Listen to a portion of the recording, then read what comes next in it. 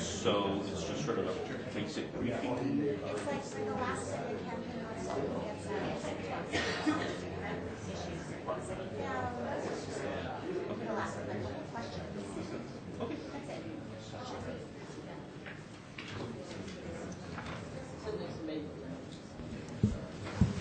Good morning. My name is Andrew Schultz. I'm the chair of the Board of Ethics and Campaign Practices. I'm going to call to order today's meeting for Thursday, November 9th, 2017. We have a little bit larger crowd than we're used to here today, so let me just remind people there is a sign-up sheet. It's on the rail right back here. You're not required to sign in, but if you would like to, please do so, and the city clerk will collect that at the end of today's hearing. Let me start with the review and approval for today's agenda. We have one substantive matter on today's agenda, and that's the evidentiary hearing in Board of Ethics 08-2017, Wayne Johnson versus Tim Keller. Can I ask for a motion to review for today's agenda? I move to approve. Great, thank you. A second? Second. Okay. Assuming there are no opposition, the agenda will be approved. We also have in our packet the minutes from the October 25th, 2017 meeting. Those were sent to all board members before today's meeting. Can I have a motion to approve the minutes from the October 25th, 2017 meeting? Motion to approve. Great, thank you. And a second? I'll second. Thanks. Is there any opposition or any corrections to the minutes? All right, then the minutes will be considered approved. So let's turn then to the evidentiary hearing in 08-2017. I know the lawyers who are representing the parties have heard this before, but given that we have a number of other people who are here, let me just spend a minute or two talking about what the purpose and the scope of today's hearing will be.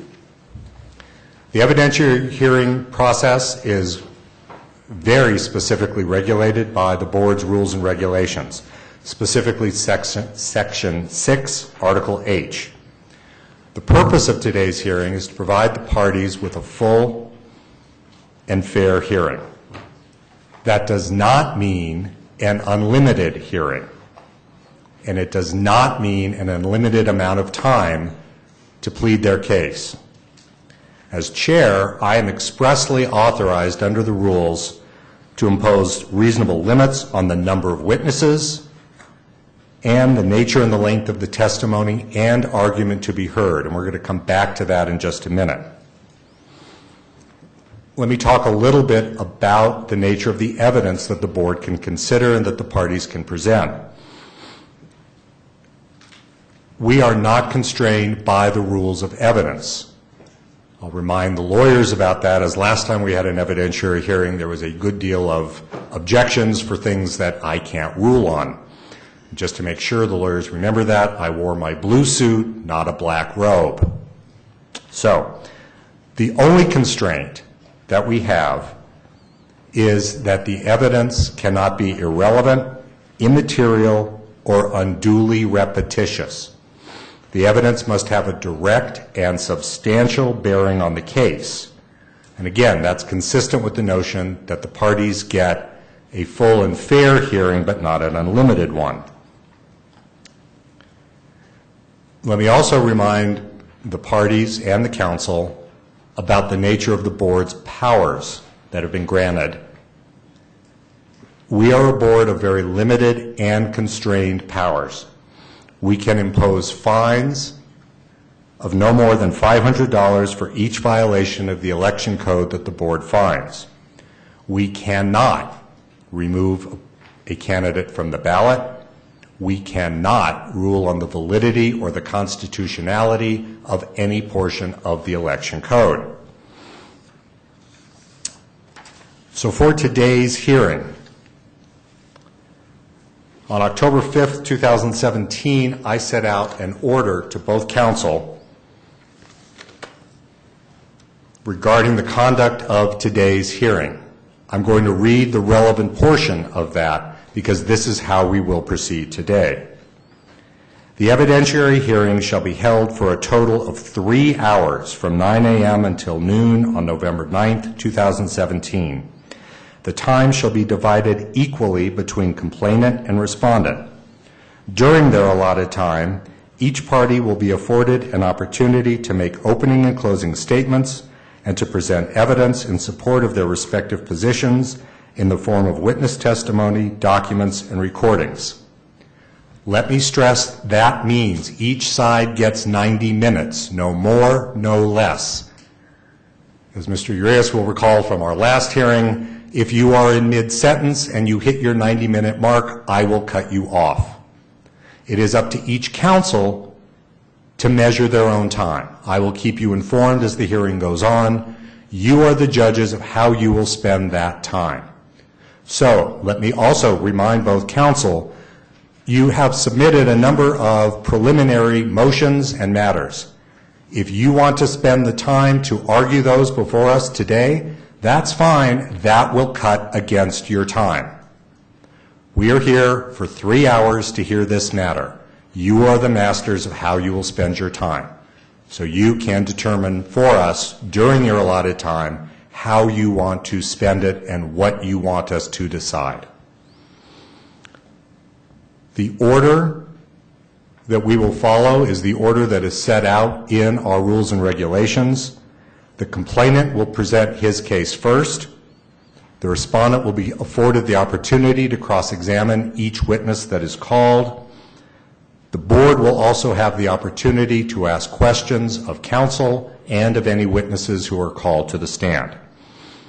The respondent will then have the opportunity to present their case in a similar manner. The complainant may have the opportunity for a rebuttal case. I am stressing the word may. Under our rules, a rebuttal case is at the discretion of the chair. It's also a function of how much time you have left and how much time you'd like to allot to closings as compared to putting on a rebuttal case. Following the presentation of all evidence and arguments, the board will adjourn into executive session. Any decision of the board on this complaint is required to be set forth in a written opinion with a written statement of facts that the board relied on. So, let me also remind the parties about one other issue. We have before us another matter, 06-2017, Nunez versus Borrego. That matter is scheduled for an evidentiary hearing next week. That complaint raises not precisely the same, but substantially the same issues that are before us today in your complaint. So at the close of today's hearing, I'm going to be asking counsel for their input, and I'm stressing the word input because we are not bound by what you say, but I'm going to be asking for your input with regard to the timing of our decision given the pendency of the other matter that raises substantially the same issues that will be heard by this board in an evidentiary hearing on the 17th of November. So before we begin, first of all, are there any questions about the manner in which we will be proceeding today by either counsel for the parties? Mr. Chairman, members of the board, just a few. If you do not rule on the motion to quash and the response today, what's going to happen to that motion and that response? That's completely up to the parties on how they want to proceed. As I said, we will rule on whatever you ask us to rule on, but it gets taken against your time. I just want to make that very clear. We're not giving you additional time to argue preliminary matters. And cross-examination, I assume, counts against whichever party is cross-examining? I have my stopwatch. That is correct. And so if I request that the board rules on the motion to quash plus the attendant briefs without argument, will that be accepted? Sure. That would be my request. Okay. For the respondent, are there any questions or preliminary matters before we begin? Good morning, Mr. Chairman, members of the board. With regard to the motion to quash, as I understand it, the individuals who were subpoenaed have appeared. I believe that there are documents that are available, at least from some of the witnesses. I think we do wish that for the board to rule on the motion to quash. I think the arguments have been laid out in both the motion that we filed last week and the response that was filed last night.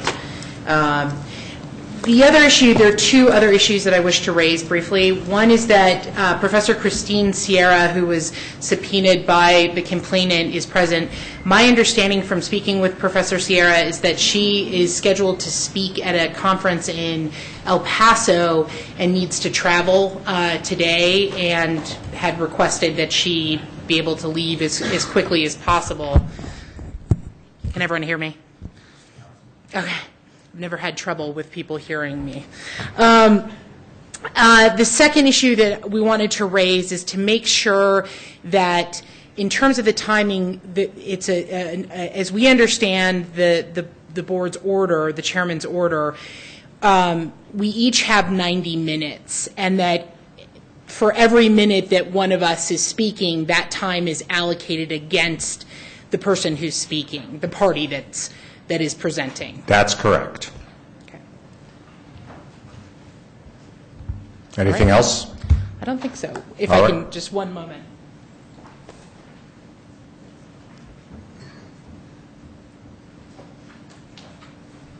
Okay. No, we're ready. Thank you. All right. Both parties have requested a ruling on Respondent Keller's omnibus motion to quash or modify subpoenas. I'm not going to read the whole title. That would take up too much of our time. The chair is empowered to make a ruling on all of these. I've read both the respondent's motion and the response, which was received late yesterday and provided to the board before this morning's hearing. The motion will be denied. All of the matters that were raised in the motion are all matters that I believe can be controlled by the board, given that we have the power to limit immaterial, redundant, or repetitive testimony. So all of that will be denied. We will afford full opportunity for cross-examination. Our preference is to hear as much as we can during the time allotted. So the motion will be denied.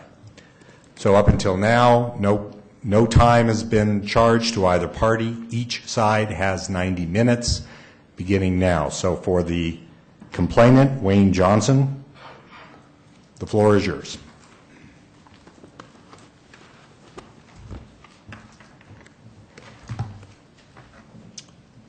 Mr. Chairman, members of the board, first I want to thank you for your public service. This is quite a public service. The enforcement of ethics with regard to the city campaign is a significant matter. It's a significant matter not just to the candidates, but I think it's a significant matter to the voters and to the citizens. So first of all, I want to thank you for your time. With regard to the complaint, we're here because there has been a clear violation of the rules that are applicable to all of the candidates. Contributions were solicited from private donors after Mr. Keller applied for and received $380,000 in taxpayer money. His campaign went out and solicited from private donors additional private money. That money was received not by the campaign, but by the campaign operatives, the persons working for the campaign, Rio Strategies. That money was then placed into Rio Strategies' bank account. Then the campaign listed on the public reports that these contributions were in-kind contributions for professional services. What the evidence is going to show you, without any doubt, is that this is a subterfuge. This is an end run around your rules, around the rules applicable to everyone, around the rules that require that contributions to candidates who are taking large amounts of taxpayer dollars are prohibited. It was improperly reported. The scheme is something that you'll hear about here today. But how did this get started? Well, it wasn't, I promise you, from either something that we noticed, my client, Mr. Johnson, or me. It was a television report on this plan. I'd like to play that for you right now. Could please add us to the screen then.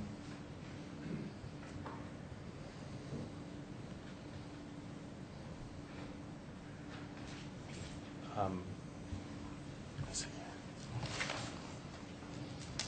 Yeah, there it goes.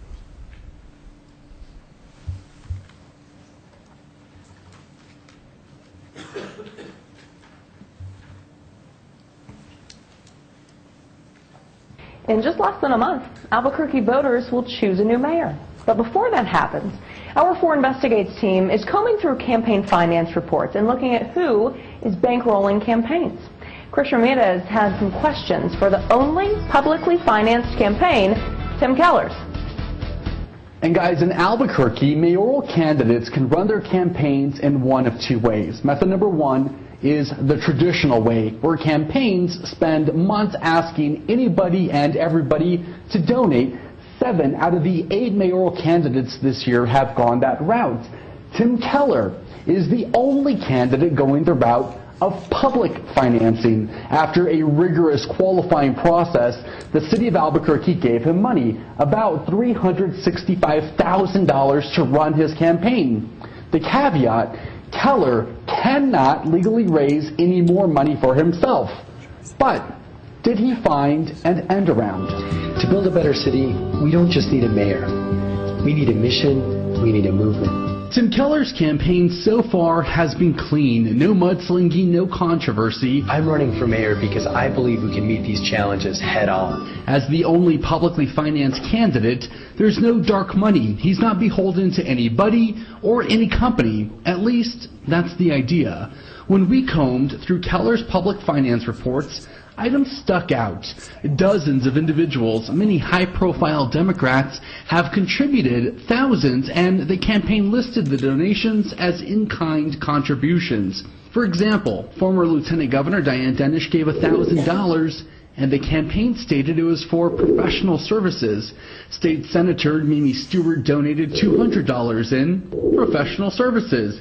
A teacher gave an in-kind professional service donation valued at $500. In fact, Keller has collected more than $30,000 in in-kind donations. Okay, let's look at how the city charter defines an in-kind donation. This is directly from the charter, and it reads, a good or service other than money. So what goods or service does Diane Dennis or a state senator or a teacher have to offer? This is a broad grassroots campaign, and those in-kind contributions go to help support the broad grassroots campaign, from volunteer water and clipboards and stamps to mail to voters, to the communication that we do to voters across the city and communicating Tim's vision. Jesse Lane Hunt is Keller's campaign manager and a partner at Rio Strategies. Rio Strategies bills itself as a full-service public affairs, strategic communications, and creative service firm. We got a copy of a note that Jesse wrote to somebody. It reads, if you still want to support Tim Keller with an in-kind contribution, like we discussed, you can make a check out to Rio Strategies. Thanks again, and I look forward to hanging out again soon. Jesse, P.S., please write Keller in kind in the memo. People write checks to Rio Strategies. Rio Strategies then uses that money to supplement the campaign. To in-kind service. Yeah, it's an in-kind service to the campaign. When we look at the definition of an in-kind contribution, which is stated as a good or service other than money, how do you rationalize accepting money into Rio Strategies? So any in-kind contribution has a value, and that value is usually ascribed by money. So Tim's fully committed to how we run this campaign as a clean campaign as part of the public finance system. And in that system, it allows for this sort of in-kind contribution, and we are using that to help support Tim's vision and help get him elected. What are these people in-kinding to you? If you're saying it's not money, it's a good or service, what is that good or service? They're in-kinding services to the campaign. So basically what you're saying is they're paying for your time as Tim's campaign manager. And all of the things that go to help support this broad campaign to help elect him. It's all of the things. It's water, it's clipboards, it's postage, it's office space, it's all of those sorts of things help to support the campaign and the broad, the 1,000 people who are working to help get him elected. But you're the recipient of the money. Right, and yes, and that is the in-kind that any individual provides to the campaign, to Tim Keller's campaign. Some of Keller's opponents have more cash on hand. At the last reporting period, Keller had $227,000. But look at Brian Colon. He had $535,000, and Ricardo Chavez had $373,000. A lot of people might feel like the strategy that you're using is an end round. We know that because Tim is publicly financed, he has a cap, he can no longer fundraise. And so this is your way of finding an end round to fundraise in a different kind of a way. Do you see it that way? I don't see it that way. We're fully committed, Tim is fully committed to public financing, and this is absolutely part of the way that public financing is set up in the city, and that is the system that we are using. The truth is, we are in no position to say this new strategy of aiding the campaign's finances is legal or not. Public financing is relatively new to Albuquerque. This is only the third mayoral election cycle where public financing has been available to candidates. If this fundraising method were to be challenged, the city's Board of Ethics and Campaign Practices is the only authority that could investigate and make a determination as to whether all of this checks out or not. Chris Ramirez, 4 Investigates. And just a reminder, the mayoral election is Tuesday, October 3rd. Thank you, Wayne. Mr. Keller and his campaign have violated the open and ethical election code by soliciting money from private donors and reporting the donations of money as in-kind contributions for professional services. The open and ethical election code is not ambiguous. In-kind contributions are defined as a good or service other than money.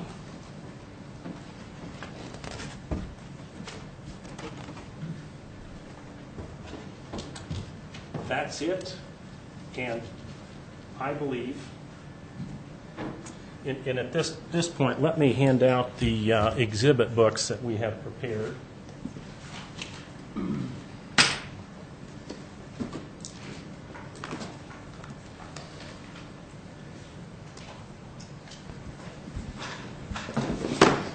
Mr. Rogers, are these books that have already been provided to counsel for the respondent? Yeah, these are all documents. Actually, we could get a copy of that so we know what the board has.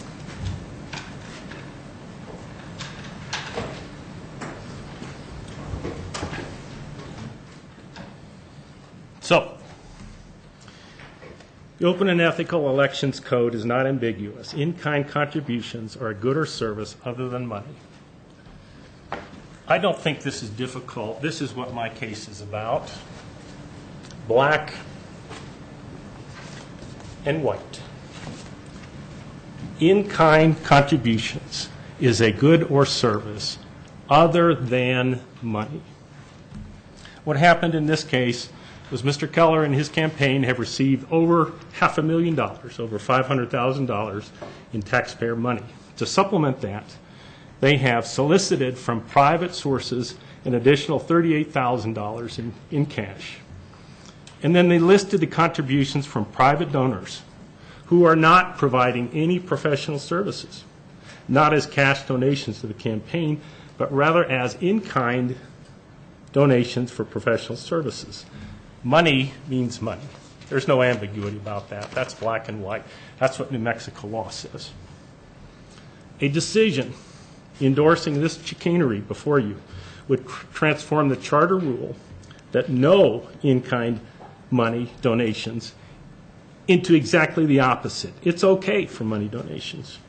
Endorsing this money grab from private supporters certainly will not avoid the actual appearance of undue influence. One of the important things, one of the important tasks before you, and I've excerpted what I believe to be the important charter provisions, but this is the legislative intent. One of the intents of the open and ethical election code is to diminish the public perception of corruption and strengthen public confidence in the government and election process. What you're going to hear this morning is exactly the opposite through this scheme that's been cooked up.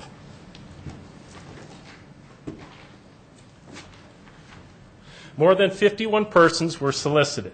More than 51 persons contributed to, not to the campaign, but to Rio Strategies. More than 51 persons submitted money, and that totals more than $30,000. The total in kind is about $37,000 here. Some of the donations were specific for printing costs and so on. That's a horse of a slightly different color. What you have before you, however, is a gross money grab from persons who, contrary to the public reports, did not provide any professional services. Contrary to the professional reports, the money did not go to the campaign. It went to Rio Strategies. To endorse this would feed the public's growing perception and the cynicism that the rules for public financing and the reporting rules to inform the public are all ignored with impunity.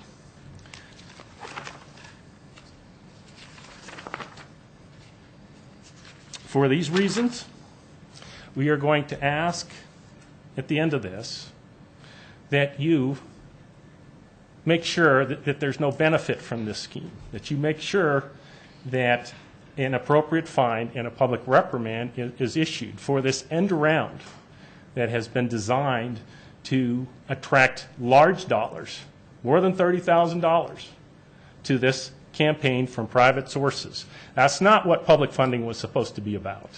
Don't let it happen. That's my opening. Okay. Are there any questions for Mr. Rogers before he sits? I actually have one. You've cited us, and in your papers, to Article 16 in the city charter, the Open and Ethical Elections Code. Is it your position that Article 13, the General Election Code, also applies? Yes. Thank you. Any other questions? Thank you. I would call Mr. Pac-Man as my first witness. No. Oh, excuse me.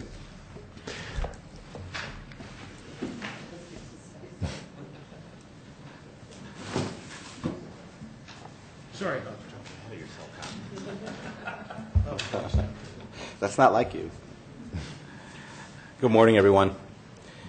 My name is David Udias. I, along with Molly Schmidt-Mora, represent Mr. Keller in this matter. Thank you all for being here today, and we do appreciate this opportunity to defend against these allegations. Let me start off by saying that Mr. Keller did not violate any provision of the Open and Ethical Elections Code during any time during his campaign. And we look forward to presenting the evidence to that effect and the legal arguments, because in our view, this is really a legal issue. I'm a little confused by the opening of Mr. Rogers, because their position seems to kind of move and sway at every stage of this proceeding. If you look at the complainant's complaint and in the statement of issues, they create this scenario. This is what their allegations are supported on. They create this scenario, and they actually say it in there that Mr. Keller accepted additional cash contributions to his campaign or to him, and then disguised those cash contributions as in-kind contributions. That's what they said initially. Now I hear Mr. Rogers saying something a little bit differently. But in any event, I can tell you this: you're not going to hear any evidence, none whatsoever, no witness testimony. You're not going to see any documents. You're not going to see any copies of checks that show that Mr. Keller's campaign or Mr. Keller received cash contributions or checks written to Mr. Keller or his campaign on top of the public finance money that he received, because it just did not occur. That is something that has been completely created, and you will see there would be no support for that wild allegation. But now I hear Mr. Rogers saying something a little different, and it's always been our contention that the real thing that was occurring here, what you are going to hear evidence of, is that people who wanted to support Tim Keller, and there are a lot of people who want to support Tim Keller, and that might be one of the reasons why this complaint has been brought. A lot of people want to support Tim Keller, and they would go either to the Keller campaign or to Rio Strategies or to other people and say, how can I help? And they were told, Tim Keller cannot accept cash contributions. He cannot accept money because he's a publicly financed candidate. But what he can do, what you can do if you want to support, is you can pay for services and goods that are going to be donated to him.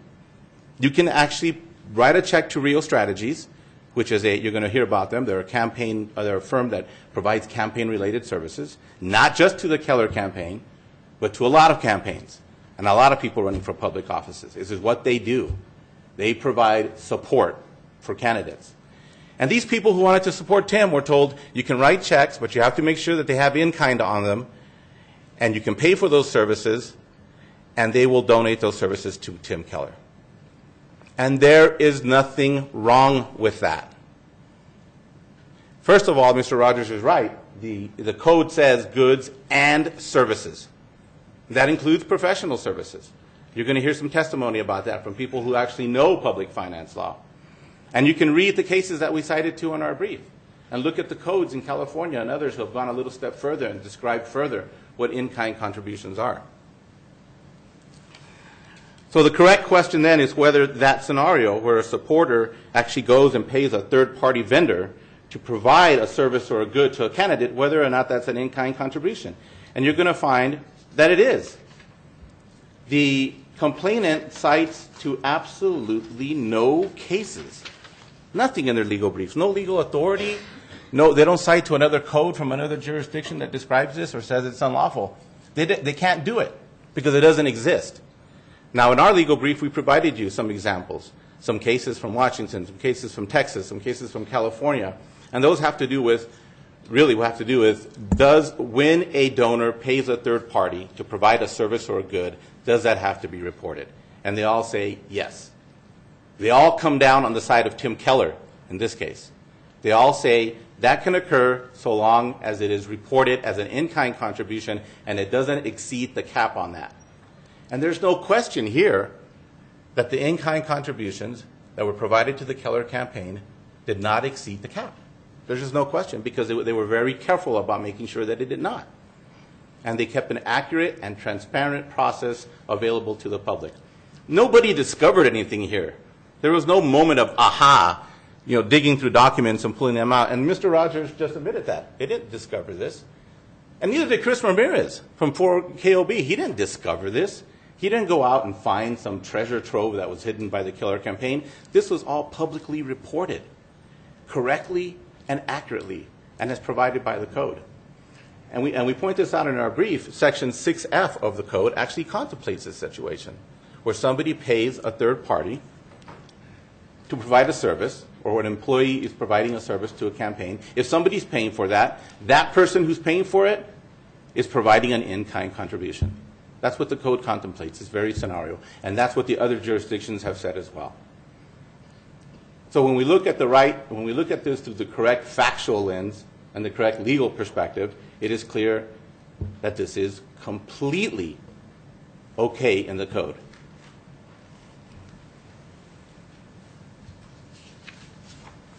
Not only is this okay, not only is this something that the code contemplates and the code requires that the reporting be done, which was in this case, but it makes sense.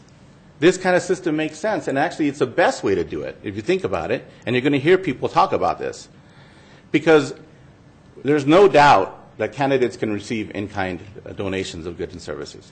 If you have people just donating goods on their own or services on their good, how does the campaign know, or how do they know that the campaign actually needs these things? How do they know?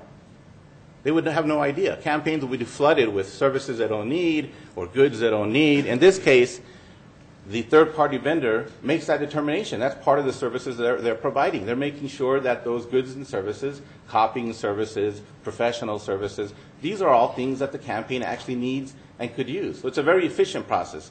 Second, if people were providing in-kind donations to a campaign, the issue then becomes are they being properly valued? Because there's a requirement that those in-kind contributions do not exceed a certain amount. I think in this case it was $38,000. So how do you value that? It then the burden falls on the candidate to value the in-kind. And then there's going to be challenges from their opponents saying, well, you didn't value it correctly. You undervalued it, so you could get a lot of goods, a lot of services. There's all these pitfalls. This system, making sure that there are professionals who provide campaign-related services, who make determinations as to what that money can be used on, makes it more efficient, makes it more accurate, and makes it more transparent. And that's what the code is about, making it transparent. What Mr. Rogers and Mr. Johnson are asking you to do is to rewrite the code, to rewrite it or put language in it that says money can never be involved. If it's an in-kind, money can never be involved. And that is just simply absurd. There is always going to be money involved. For people who donate signs to a campaign, for instance, if I want to go and donate signs to Tim Keller's campaign, somewhere along the line, I'm going to pay money for that. The only scenario I can think of is somebody chopping down a tree, making the paper, making their own ink, and then providing it. And even that, I think there's going to be some money involved. There's going to be some cost of material. So the issue of whether there's money involved, that's not the focus here. If you look at the code, the focus is on what the candidate receives. And you're going to hear testimony about that. Again, from people who are very, very knowledgeable, who have studied public finance systems all across the country. That's the focus. Not whether somewhere along the line money is exchanged, but what is received by the candidate. And in this case, Mr. Keller did not receive any additional cash or money from anyone at any point in time. What he received were the goods and services from Real Strategies that were donated by people who wanted to support his campaign, and that is perfectly legal under the code. No matter how bad Chris Ramirez makes it sound, because he's an investigative reporter and he wants to make a story, and no matter how bad Mr. Rogers and Mr. Johnson makes it sound. So after you hear the evidence, you read the code, you review the briefs, you hear from the witnesses, we hope that you can come to the conclusion that this was approved by the code. It is something that is not prohibited by the code, and we ask that you dismiss this case in its entirety. Thank you. Before you sit down, are there any questions from the board? I'm going to ask you the same question I asked Mr. Rogers. Is it the respondent's position that Article 13 of the Charter governing the General Election Code applies to this case? I feel like that's a trick question because I haven't gone back to look at Article 13. I will say this, Chair. Chairman, what I understand is in the code, in other parts of the code that don't relate to public financing, for instance, there are other definitions of in-kind contributions and services I'll let the witness who's going to talk about that point that out. But it's my understanding that the in-kind, the definition of in-kind is consistent with our position and consistent throughout the code. So I would say that if there's definitions regarding in-kind services or contributions or something that might relate to this case, then certainly applies because we have to read the code as a whole. Okay, thank you. Any other questions? All right. Thank you. Thank you. Mr. Rogers, the floor is yours. I would call Mr. Packman to the stand.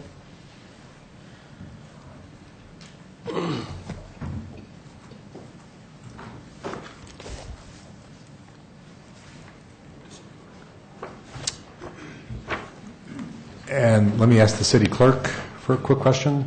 Where are we putting the witness? Okay.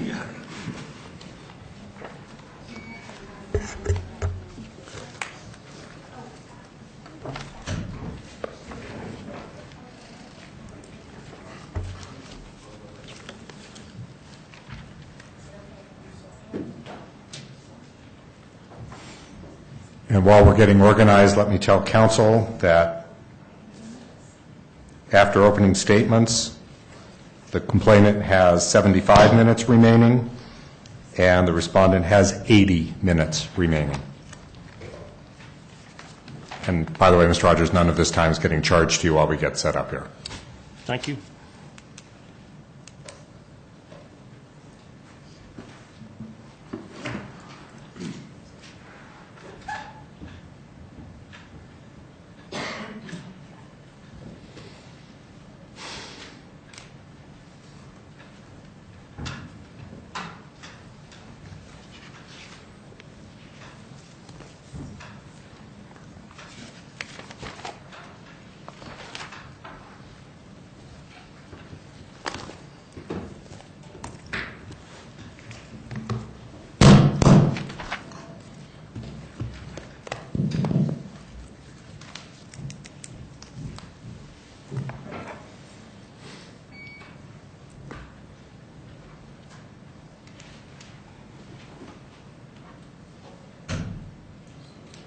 All right, thanks very much. If I can ask the witness to raise his right hand. Do you swear the testimony you're about to give will be the whole truth? Yes. Okay, thank you very much. Is the green light on for your microphone? Okay. Mr. Rogers? Mr. Peckman, did you bring documents responsive to the subpoena Dukas Tecum? Yes. May I have those?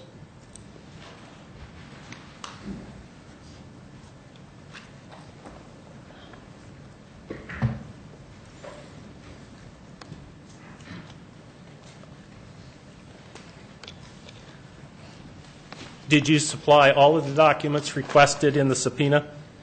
Yes. You supplied all documents concerning in-kind contributions considered, solicited, or received, right? Yes. You provide. Excuse me, can I ask the witness to speak up just a little bit into the microphone? Thanks so much. You supplied Real Strategies invoices 40 through 48? I'm sorry. I gave all documents that were responsive after confirming with the attorney. So in this set of documents will be invoices 40 to 48? Invoice 46 was responsive. The other invoices were not related to the Keller campaign. So you have not provided all of the documents in the subpoena, is that correct? After confirming with the attorney, I provided all the documents that were responsive. So you and your attorney decided what was responsive? So the subpoena says provide Real Strategies invoices 40 to 48. You decided that's not responsive? Those are not documents related to the Keller campaign. There are other clients. What other documents have you not provided responsive to the subpoena? I'm sorry, I want to object to the questioning regarding the invoices. Chairman, as you know, Mr. Rogers sent us a communication a couple of days ago and narrowed the scope of the subpoena to just those invoices that had to do with the Keller campaign. So to the extent that Mr. Packman is providing that, that is completely in compliance with the subpoena and the statements made by Mr. Rogers regarding the narrowing of the subpoena.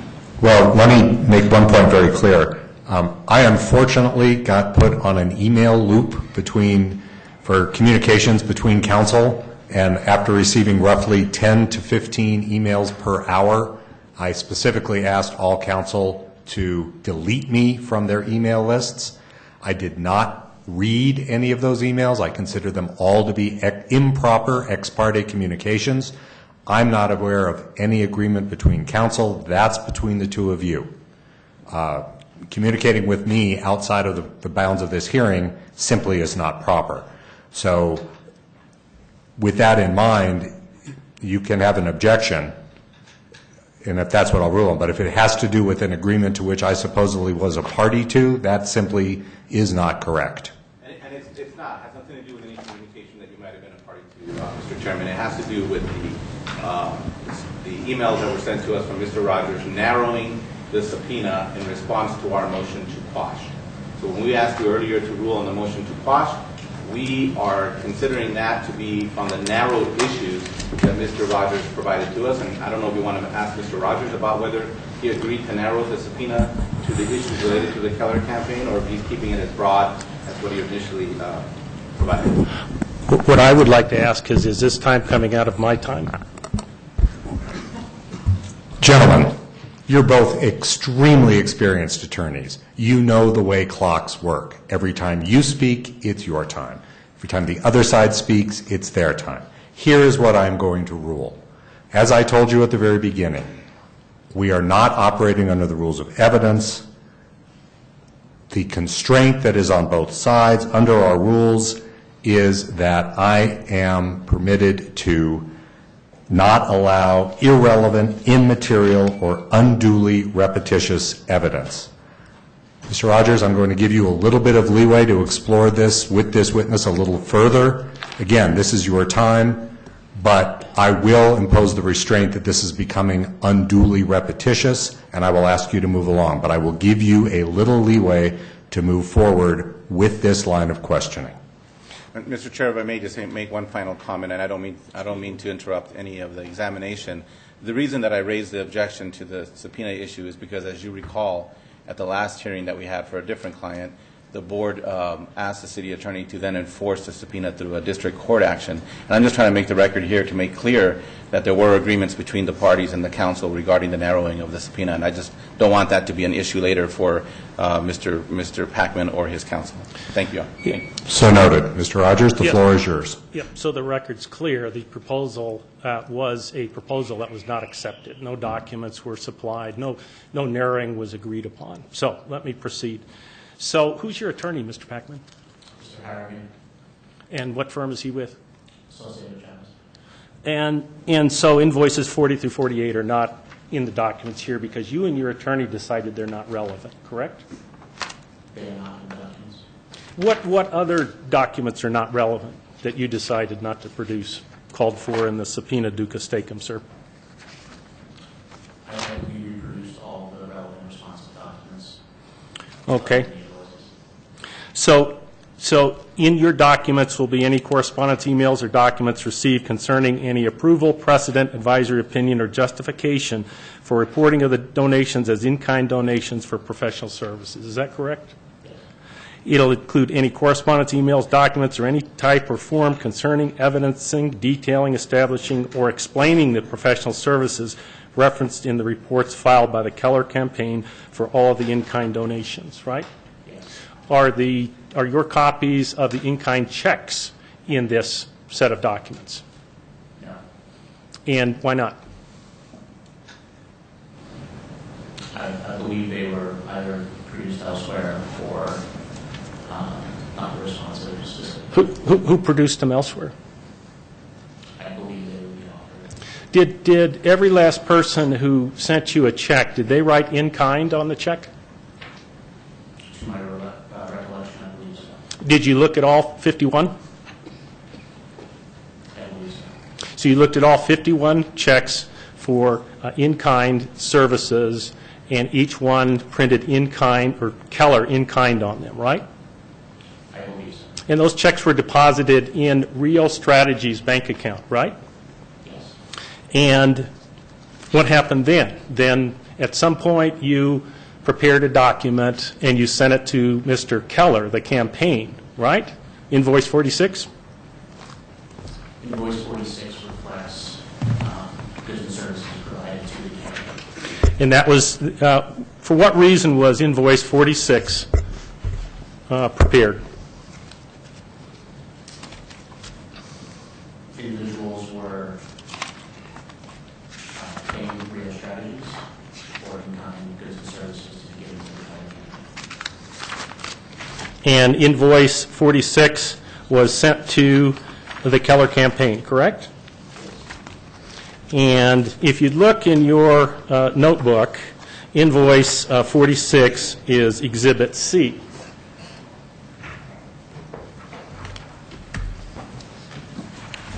Mr. Rogers, I'm sorry, our exhibits have numbers, not letters. Let me then use the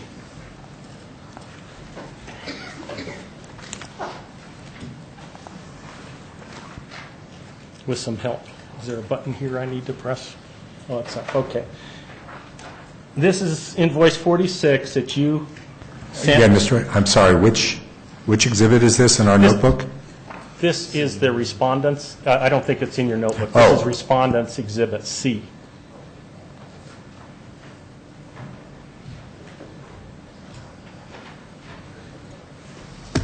Mr. Chairman, we have notebooks with our exhibits. If you'd like us to pass them out so you can see what he's referring to.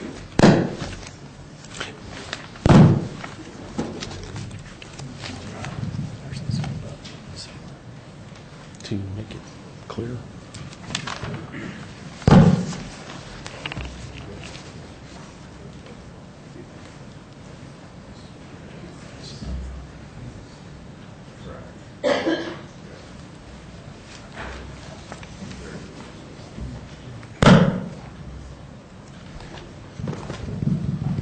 Can you blow that up?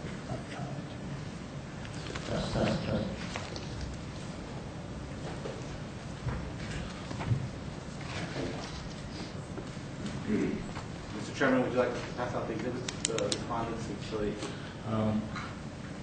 I think we're good for right now. We'll find a better spot to swap notebooks. Okay. Exhibit C is a document that you prepared, right, sir?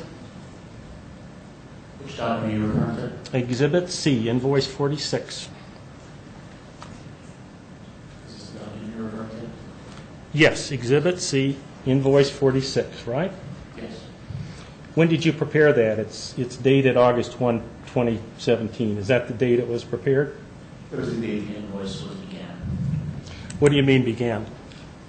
Invoices are a work in process, often beginning and built, draft forms flushed out as work is continued and performed and delivered on time. In Mr. Keller's production of documents, 3 pages, there is no copy of invoice 46. Was invoice 46 actually sent to the Keller campaign?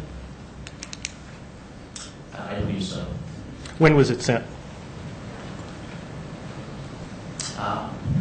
Approximately September. September when? I don't specifically recall the date. For what purpose was this prepared, sir? In regular course of preparing for campaign reports and delivering statements about the work that was being done.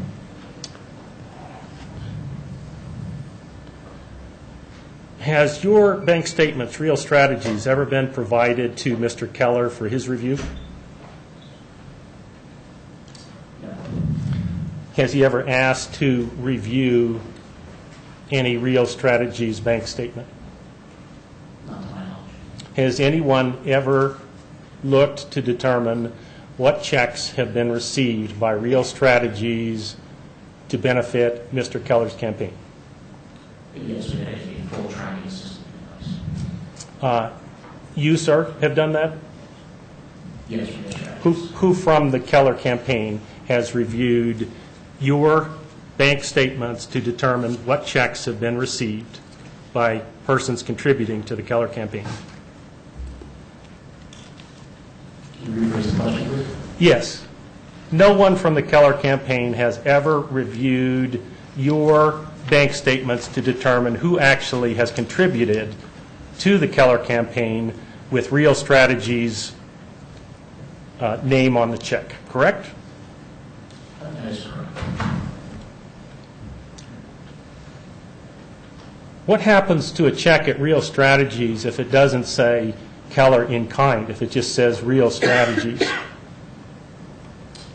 Can you be more specific? Yes. The instructions from Ms. Hunt, and if you turn to Exhibit 5, sir.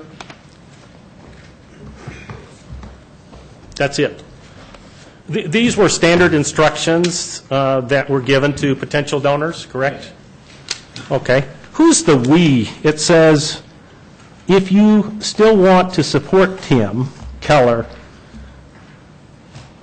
with an in-kind contribution, as we discussed. Who's the we in this? I don't specifically know. Pardon? This appears to be a standard thank you note that was sent to people. I don't specifically know who this was. So you've never made any inquiry as to who provided this document to Channel 4? We sent thank you notes to everyone. And my question is, you've never made any inquiry as to who sent this note from your office to Channel 4? No. You don't know who that is? I do not know who the specific letter was sent to. And so this would reflect a standard solicitation and a standard thank you process for the donations that your office solicited, correct? The in-kind contributions allow up to the limit. We're absolutely part of the campaign. We were running, and people who were told that they were absolutely in no way able to give cash or check donations directly to the campaign, that they were able to make in-kind contributions of goods and services to the campaign to be allowable. Other than you and Ms. Hunt, did anybody solicit donations in this fashion reflected by Exhibit 5? Yes. Who? Mr. Keller. And do you know which donors he solicited? And Not specifically. so the money just comes in, and it's deposited into your account. There is a rigorous tracking system. And has that rigorous tracking system been ever audited by the state auditor, for example? I'm sorry, can you clarify that? Has this rigorous system that you internally employ ever been reviewed by anybody outside of your company? I mean, for reporting purposes, we review our reports with Mr. Keller. So Mr. Keller is familiar with what exactly? Has he seen the checks? Many of them. How did that process work? You'd open checks in front of him and check off the donors that you had solicited? This was a process that, as the reports show, went on for months, and solicitations and collections occurred in a variety of ways, all following the code that is in-kind goods and services for real strategies, not to Did Mr. Keller receive any checks made out to Real Strategies and review them to determine who had sent them or if they were being properly deposited into your account? So if your company received more than the checks that are reported by the Keller campaign, the only persons that would know that would be you and your company, correct? Correct. So there'd be nothing to stop you from receiving lots more donations, to, as it says here, to help support Tim Keller and depositing those into your account, right? That is totally against the law. And what would stop you under this process, other than your conception that it's against the law? Both the auditor as well as myself and Real Strategies uphold the highest levels of transparency and accountability and take that really seriously. Has the auditor audited you in any fashion to determine that all of the checks submitted to your company were deposited into your account and then accounted for with regard to the debts of the Keller campaign to you? Can you repeat that? Who is actually checking to see that you haven't collected lots of money, more than what has been stated in the documents filed by the Keller campaign? We have a rigorous system. Sticking to the cap is extremely important. And that's why this system was in place, because it's completely transparent, it's accountable, it assigns specific values, and we absolutely did not and would not go over the cap. When you say it's transparent, are the documents to establish it's transparent in the documents that you provided today? Can you be specific? Yeah. Do you provide your bank statements of all of the checks that Real Strategies has received? No. Do you supply all of the expenditures that Real Strategies has received? No. So in order for this board or the public or the voters to believe that this is all transparent, you'd have to supply those records to show that you, either with or without Mr. Keller's knowledge, are collecting only the checks that his campaign is reporting, correct? I'm sorry, can you rephrase that? Yes. In order to be transparent, you would have to provide your bank statements to show that you are not collecting checks that are not being reported by the Keller campaign, right? I don't believe that's the only way to demonstrate transparency. Have you, with regard to your company's receipt of checks, in what way is it transparent if you haven't supplied the documents to establish that it's transparent, sir? We are a local small business, a vendor to the campaign. We take our own internal processes very seriously. We take the reporting we do for clients extremely seriously, including reviewing all the reports that go out.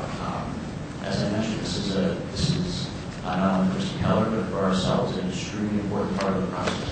So if the board was to enforce a subpoena and require that the checks be provided, it's your testimony under oath that all of the 51 checks that have been listed for professional services would say in kind on those checks. Is that your testimony, sir? We would be happy to provide any additional documents if they were responsible. So you'll provide those documents or not? We'd be happy to provide any additional documents if they were responsible to your request.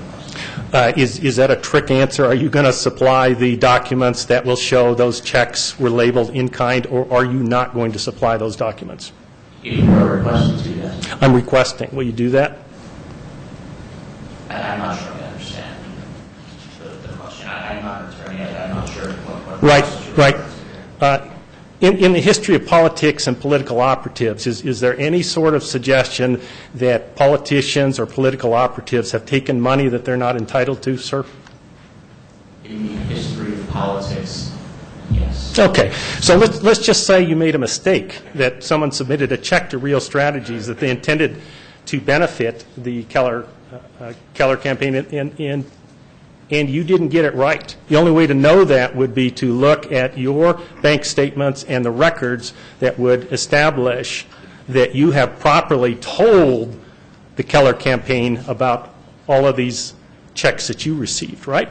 We would not have accepted or deposited or accounted for those checks in that way if they were not specifically ascribed to the Keller campaign. How would you know that if it's made out to Real Strategies and it doesn't say in kind for Keller campaign? How would you know?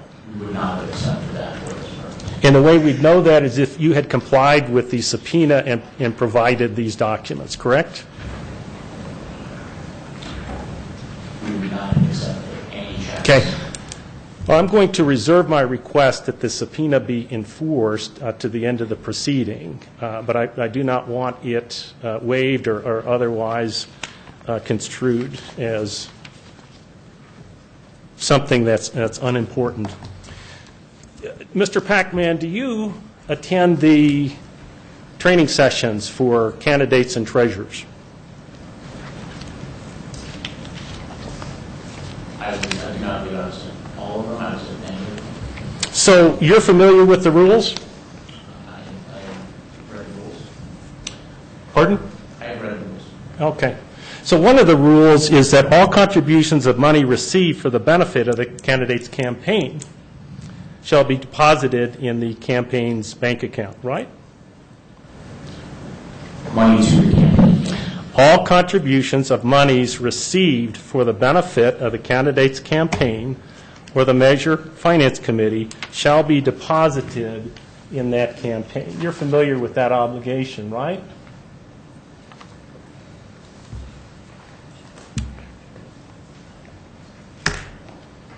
Yes.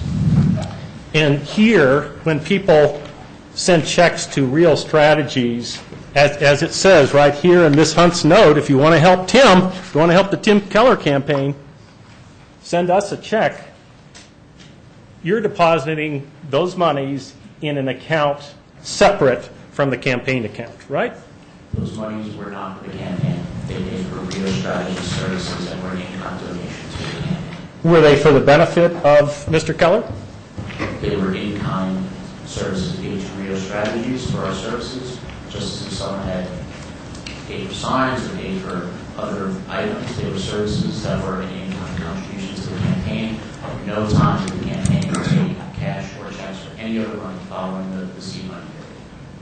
How would you know? You're running Real Strategies. You don't know what Liz McMaster or the campaign was doing with regard to money?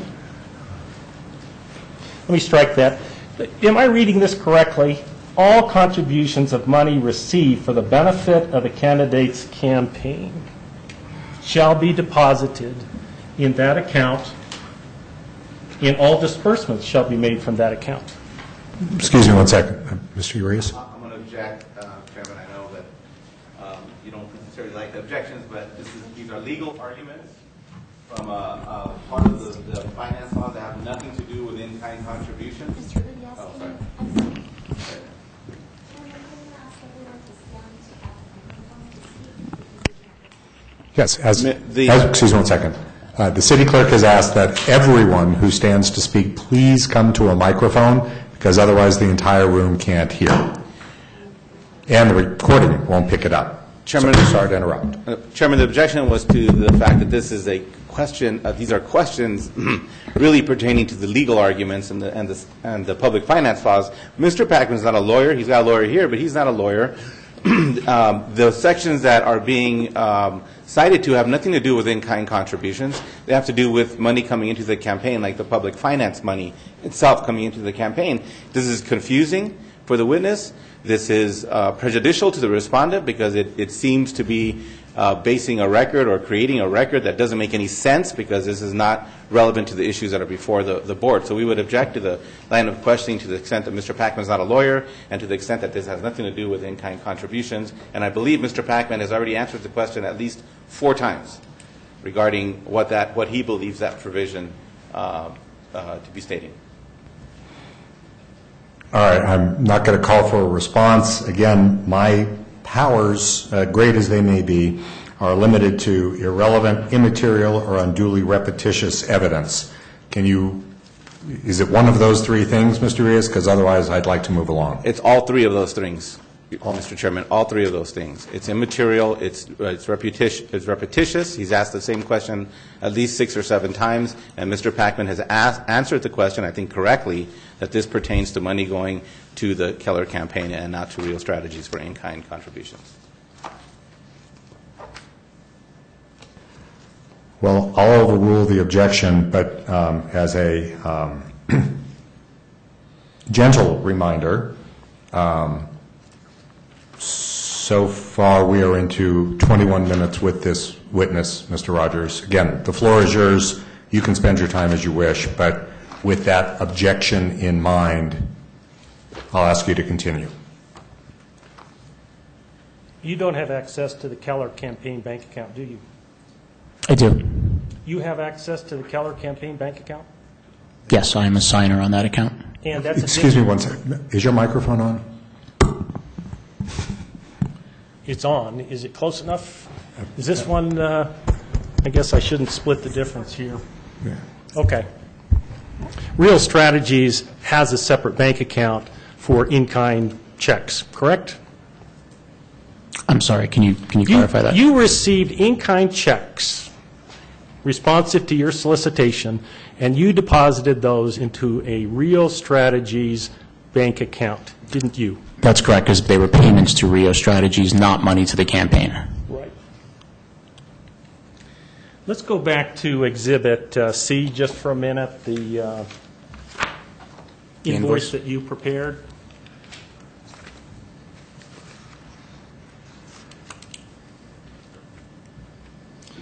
So the purpose of this invoice, Mr. Packman, was to zero out the in-kind contributions that you'd received, right? Yes. You never told people who submitted a check which has been labeled for professional services that actually it would be used for CRM software or postage or database or photography, right? That's incorrect. We did. So you told people that, I might have misunderstood the pitch from Ms. Hunt there, the document that we looked at there. There was no indication there that that check, that in-kind check, would be used for anything specific, was there? In conversations we had with people who were interested in helping the campaign, we absolutely, excuse me, relayed the types of things that their donations would be used for to support the campaign. Do you have any single document that supports that testimony, sir, where someone wrote a note and said, we're going to take your $1,000 and we're going to use it for postage or digital advertising or software or photography? Is there any written document, sir, to support that testimony about conversations with other people? Potentially on social media, but not in what I provided you.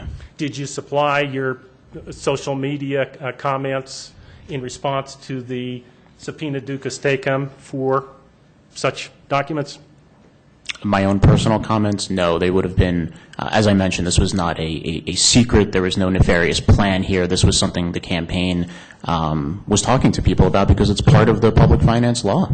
My question was, if it's not a secret, why didn't you produce the documents pursuant to the subpoena ducis tecum that would establish exactly what you have said? As I mentioned, I produced the documents responsive based on conversations I had with an attorney. So you and the attorney decided that those comments, those written comments of yours or anyone that you're aware of would not be provided because you determined they were not relevant, correct? I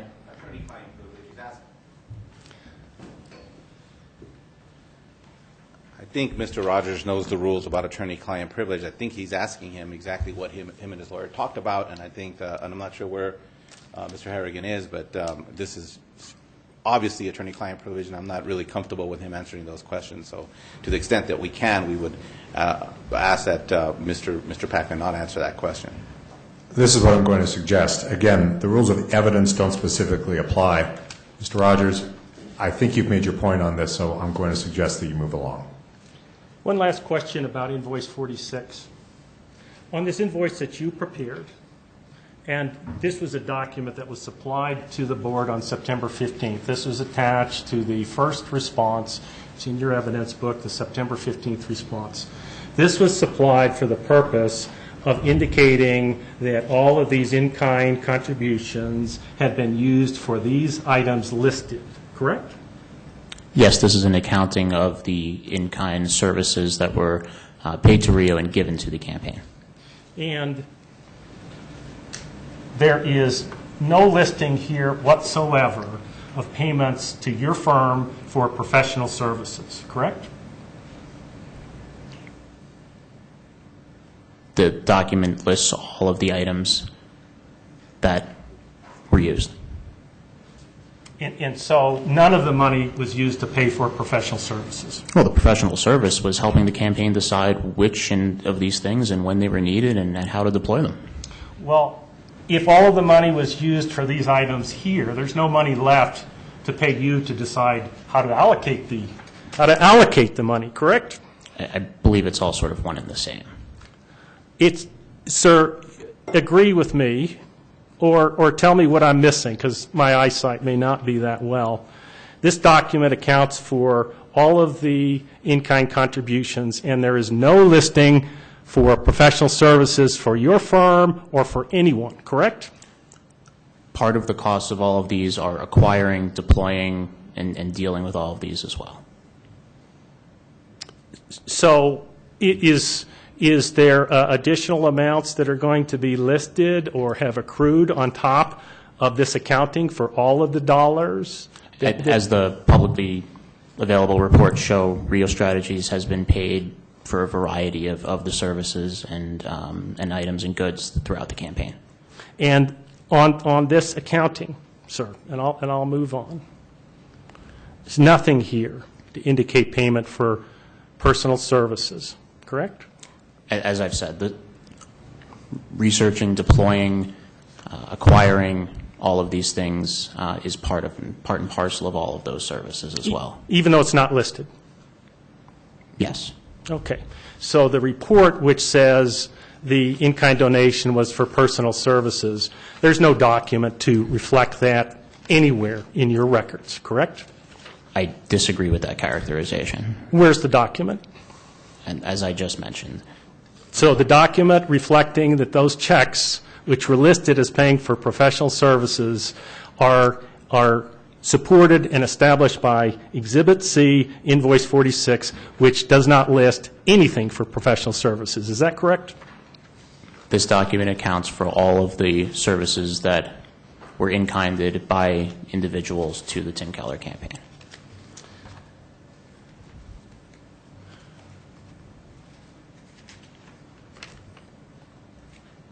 Thank you.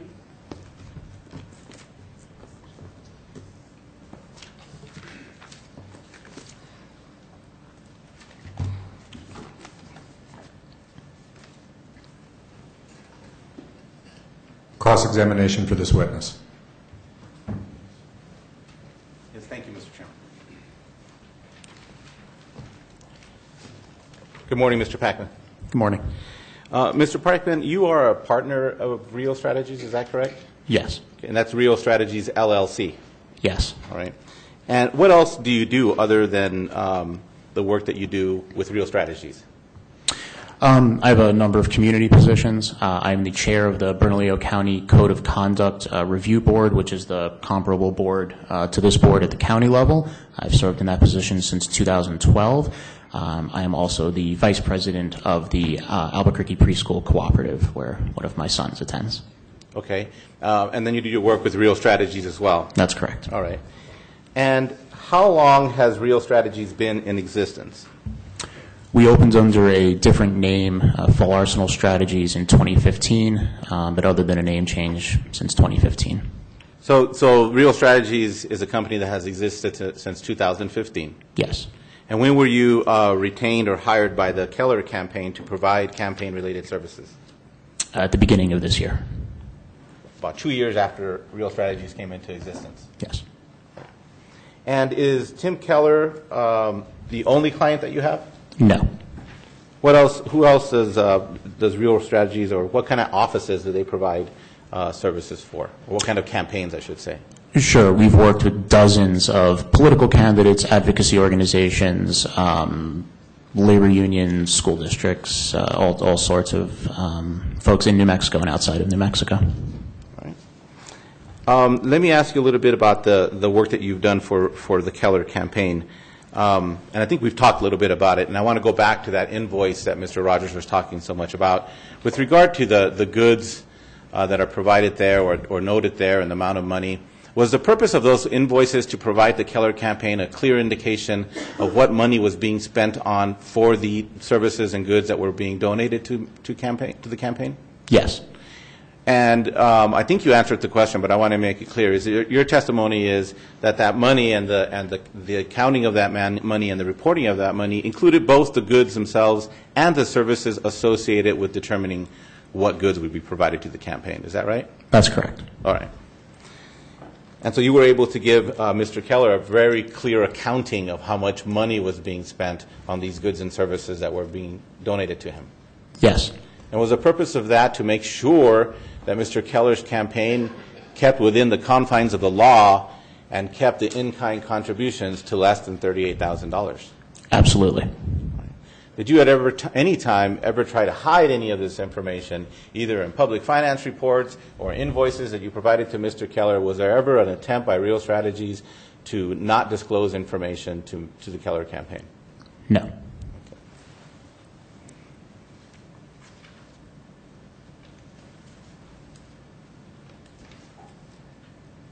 You've obviously you've been here this morning. We appreciate that. Thank you for coming. I want to ask you, you've sat through all the argument, I guess, made during the opening statement. You understand the position here being that somehow, and to be quite frank, I'm not really sure exactly what the position is, but somehow that it was Tim Keller's campaign was receiving money or cash contributions on top of the money they received through the public finance system. You understand that to be one of the allegations? Yes. Have you ever seen any document, whether in your work or elsewhere, even in this case, which shows or implies or indicates that Mr. Keller or his campaign ever received money contributions to his campaign or to Tim Keller? Following the appropriate seed money period, absolutely not. In fact, many people, to this day, we continue to tell people who would like to make contributions to the campaign that we can't. That Tim is a publicly financed candidate. He cannot accept contributions.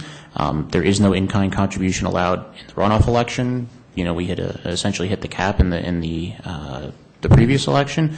And that's a conversation that happens regularly. At no time did Tim's campaign take any cash following that seed money period. All right. At any time when people wrote checks to Real Strategies, was there ever a time where you cashed those checks and then provided the cash to Mr. Keller's campaign or Mr. Keller? Absolutely not.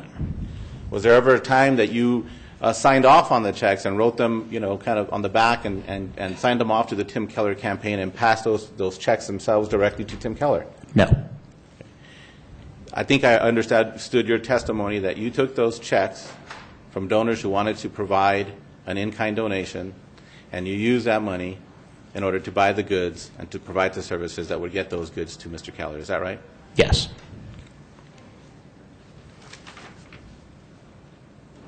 Did you ever, I mean, we're talking about the cap, the $38,000 cap on the in-kind donations. Was there ever a time where you were returning checks to people after you had reached the cap? I believe so, yes. Has there ever been an allegation from either Mr. Rogers or Mr. Johnson or anybody else that Rio Strategies allowed more than $38,000 in in-kind contributions to come in? Not that I'm aware of. Have you ever heard, and this is an interesting line of questioning that Mr. Rogers had for you, before today, had you ever heard the allegation or even the implication that Rio Strategies might be accepting tons of checks and just keeping the money for themselves rather than using them for Tim Keller's in-kind contributions? No. Right. No one's ever said that to you before? No. All right. And you've never seen any evidence of that in the form of a document or a letter or even a warning or anything from anyone? Absolutely not. As I mentioned, we take these processes exceptionally seriously.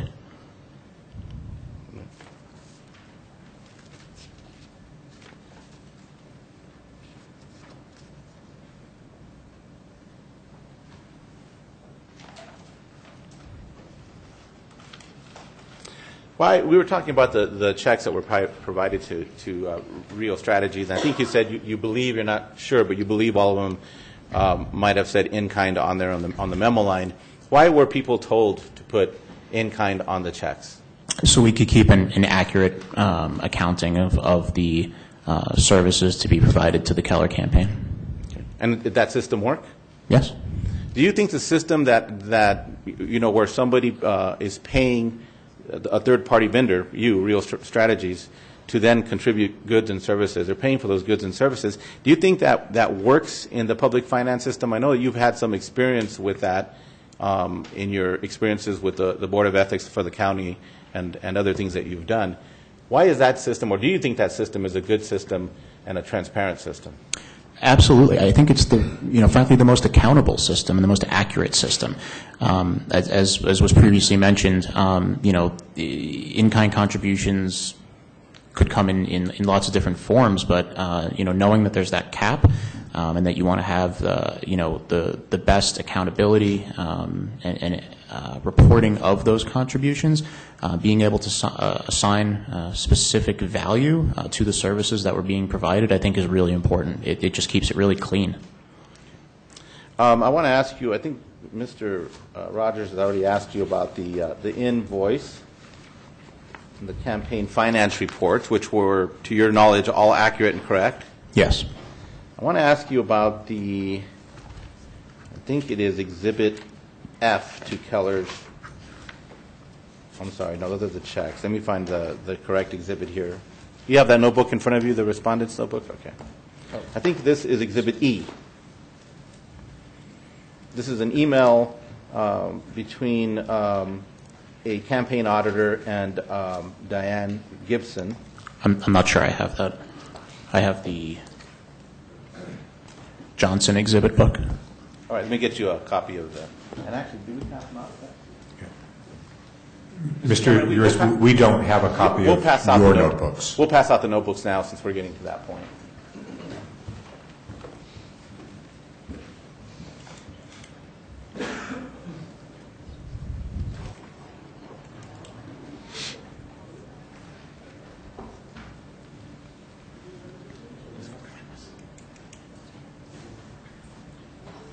Thank you.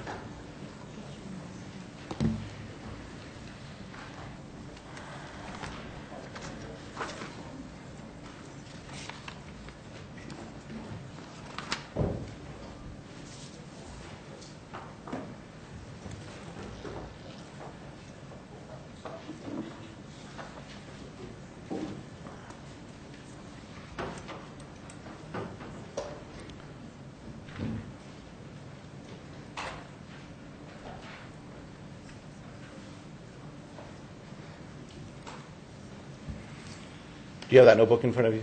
Yes. Mr. Franklin. Looking at Exhibit E, the email, can you tell us a little bit about where that came from and whether you obtained that and what the significance of that email was to you?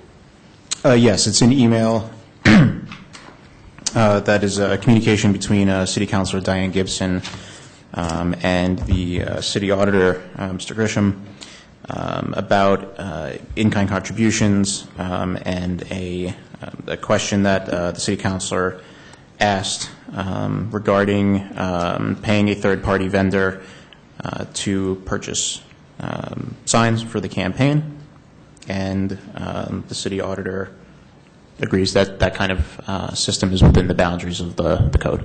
And that was the system you're talking about is a donor being solicited by a candidate for in-kind contributions, and those checks then being sent to a third-party vendor who provides that in-kind contribution. That's correct. Okay. And in the email you see there it says that the candidate in question here says that she had talked to Helen Elliott, who agreed that that this system was within the laws and regulations. Do you know who Ms. Helen Elliott is? Also a city auditor.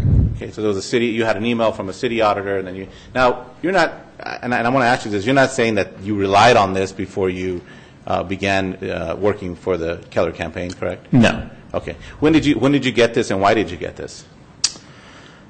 A couple months ago, in conversations with Councilor Gibson, she mentioned that this letter existed. Was this after the ethics complaint was filed by Mr. Johnson?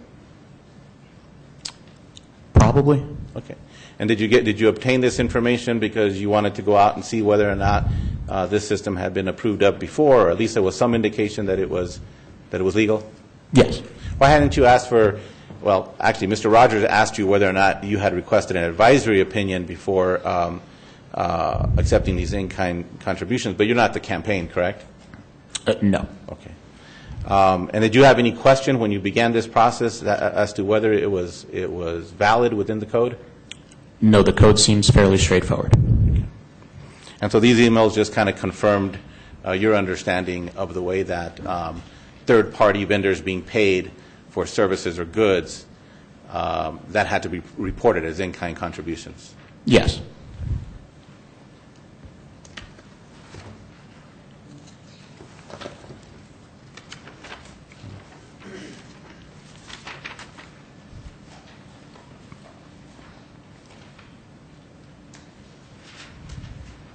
Thank you, Mr. Packman. We have no further questions.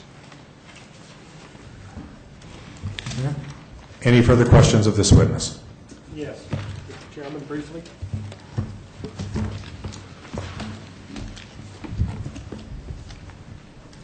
Mr. Packman, do you remember the email you received, or excuse me, the email that you sent to Jesse Hunt on September 16th, 2017? This is in the documents that you supplied me. Do you remember that? I'm sorry, I did not bring my own copy. If I could reference it, please. Let me just read this to you and see if it refreshes your memory. This was September 16th. This was after the ethics complaint was filed, right? This was after the KLB story on September 7th, right? So on September 16th, you emailed Jesse Hunt, and you say, there's a bullet point here, campaign is in full compliance, attacks are from the GOP party and GOP opponents. And the last one is all in-kind used for campaign materials, paper envelopes, databases, printing, social media ads. You see that? Yes. Is that accurate, what you told Ms. Hunt on September 16th, 2016? Yes. And so you told Ms. Hunt nothing about professional services, correct? No. Okay. And you didn't consider the KLB story an attack? No. On September 12th, Mr. Keller emails you and he says, can you ask Martin to at least say in-kind donations are allowed and capped at $38K? He printed all of Wayne's quotes and they were all attacks on us. You remember that email? Yes. Do you know why Mr. Keller did not supply that in response to his subpoena asking for his documents about in-kind donations? I wouldn't be able to speak to that.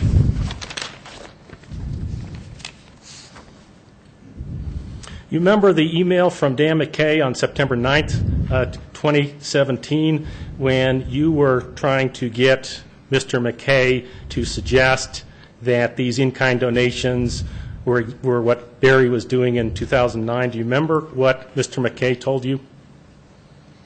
I remember the email. I don't specifically remember the response. Let me see if I can refresh your memory. It said, I don't think it's clear from Barry's 2009 reports that his campaign was soliciting cash contributions to pay for in-kind services. You remember that from Dan McKay? Yes. You've produced no documents that show that the Barry campaign was soliciting in-kind donations for professional services, right? I did not. Those their reports are publicly available on the city's website. And the attorneys for Mr. Keller have produced nothing to show that the Barry campaign solicited private donors for in-kind contributions and listed those as for professional services, right? I can't speak to their documents. You don't know of any, right? I don't know what they produced. You remember the September 9 email from Ms. Denish? Yes. Well, would you tell the board what Ms. Denish wanted to know on September 9th? That is 2 days after the KOB report and 1 day after the ethics complaint was filed. Do you remember what she asked you? I don't remember the specific question, but there were a lot of folks wanted to get more information about what was going on, and we were happy to provide that. Can you be any more specific about what Ms. Denish wanted to know? I don't specifically recall. Let me read this and see if it refreshes your memory. This is to you on September 9. Every in-kind donor needs this. Now, I have had 3 emails just this morning. Sadly, most of this problem is at your feet, not ours. You remember that? Yes. And so her concern, obviously, was this was a problem for the Keller campaign and not something that the ours had just thought up out of thin air, right? That is what the email says. Do you have any conversation with her that suggested otherwise, that this wasn't your problem? Not that I specifically recall. You were asked by Channel 4 on September 10th if Mr. Keller, in light of the in-kind issues, was uncomfortable, and if he's elected mayor, would he work with the city council to clarify the open and ethical elections code on this point? And if so, what kind of clarification would he support? You remember that? Yes. And so this perfectly lawful, perfectly fine scheme that was put together, what did Mr. Keller have you tell Channel 4 that he was going to do if he was elected mayor?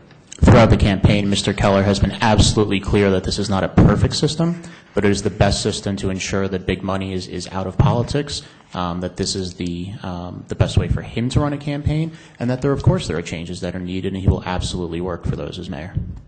So he's going to change this particular scheme, correct or not correct? I completely disagree with your notion that this is a scheme, and I wouldn't be able to speak directly to provisions that he would or would not plan to change. And getting big money out of politics, that wouldn't include the $5,000 check that was paid to Rio Strategies from Mr. Cochran. That's not big money, right? Those are in-kind donations of services to the campaign, as is completely allowable under the code. But it's not big money. I couldn't speak to Mr. Keller's characterization. Thank you. Does the board have any questions for this witness? I do. Please. I'm totally confused on this Exhibit F, where Mr. Grisham says this is absolutely within the boundaries as long as everything is reported the way that you indicate. But the paragraph above it says is that then we will solicit in-kind contributions in the form of checks made payable to the vendor. So was that, but what I understand, none of your checks were paid directly to the vendor. We are the vendor. Rio Strategies is a third-party vendor of the Keller campaign. Okay. And then, and there's no other documentation other than saying a professional service, not what that service actually was. Because all of them just say professional service, but it doesn't say, campaign counseling or lawyering or. Correct. The way you report it to the city. That's correct. I mean, it's reported as professional services or staffing or a variety of the things that were provided. We provide a wide variety of goods, services, advice, counsel to the campaign.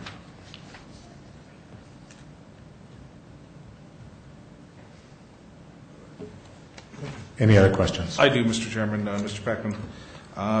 Going back to invoice 46, I guess it would be Exhibit C or A or... I'm sorry, hold on one moment. So when exactly was this invoice generated? I'm sorry, when was it generated? When was it generated? Yes, sir. It was began, as the invoice says, on August 1st. Invoices are works in progress, get edited, go through drafts, get added to as time goes on. Okay, and this was submitted to the Keller campaign at that time for services?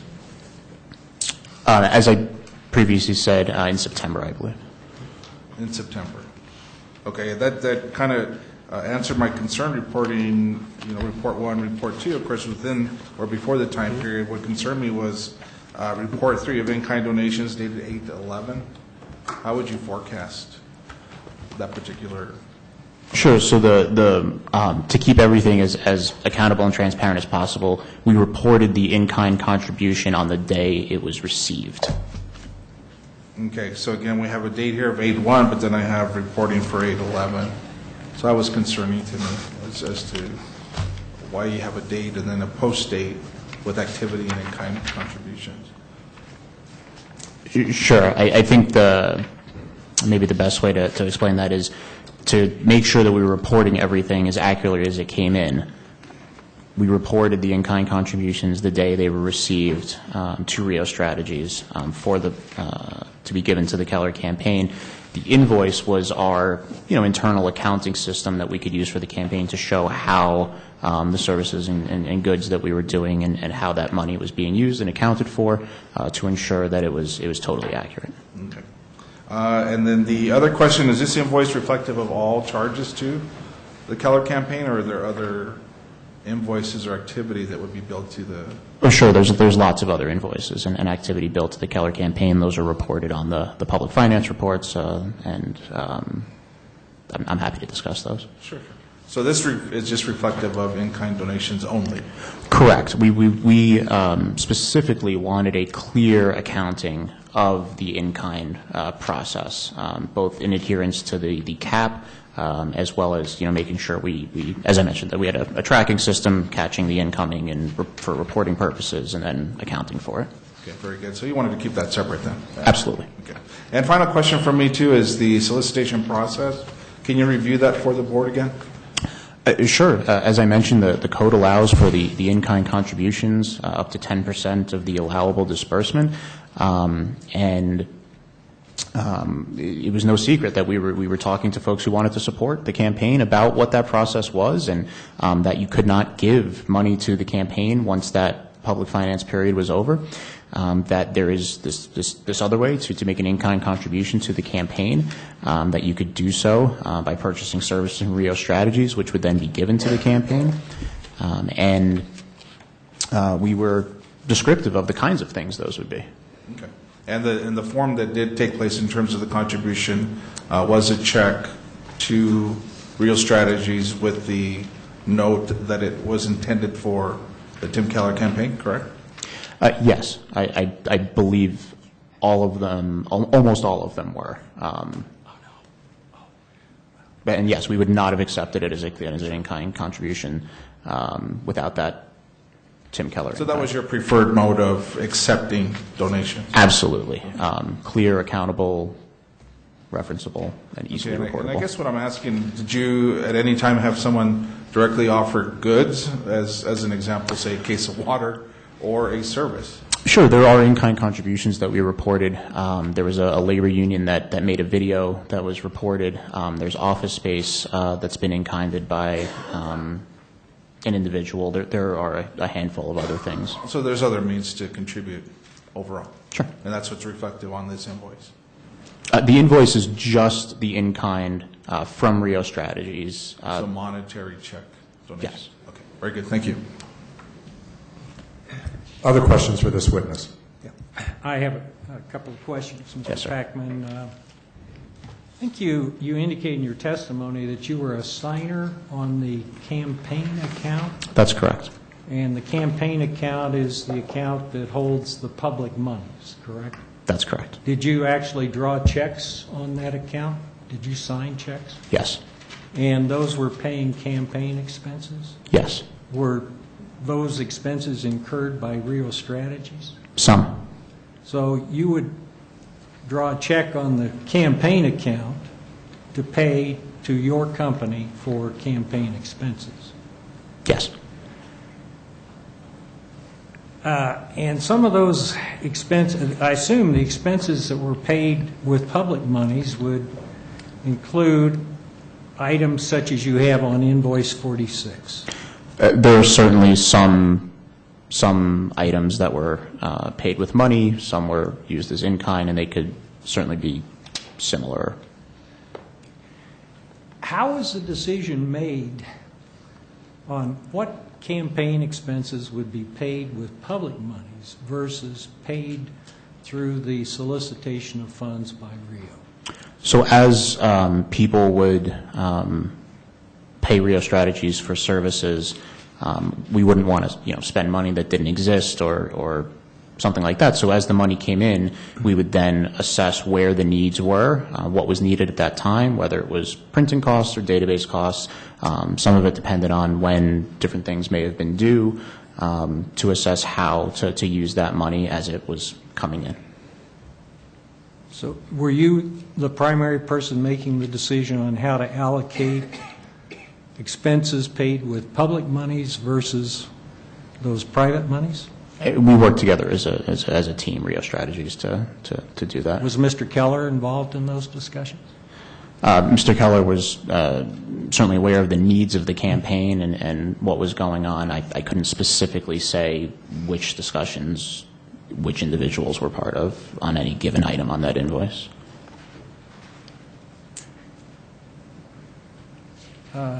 You indicated that you represent a number of other campaigns. That's correct. And have over the years. Yes.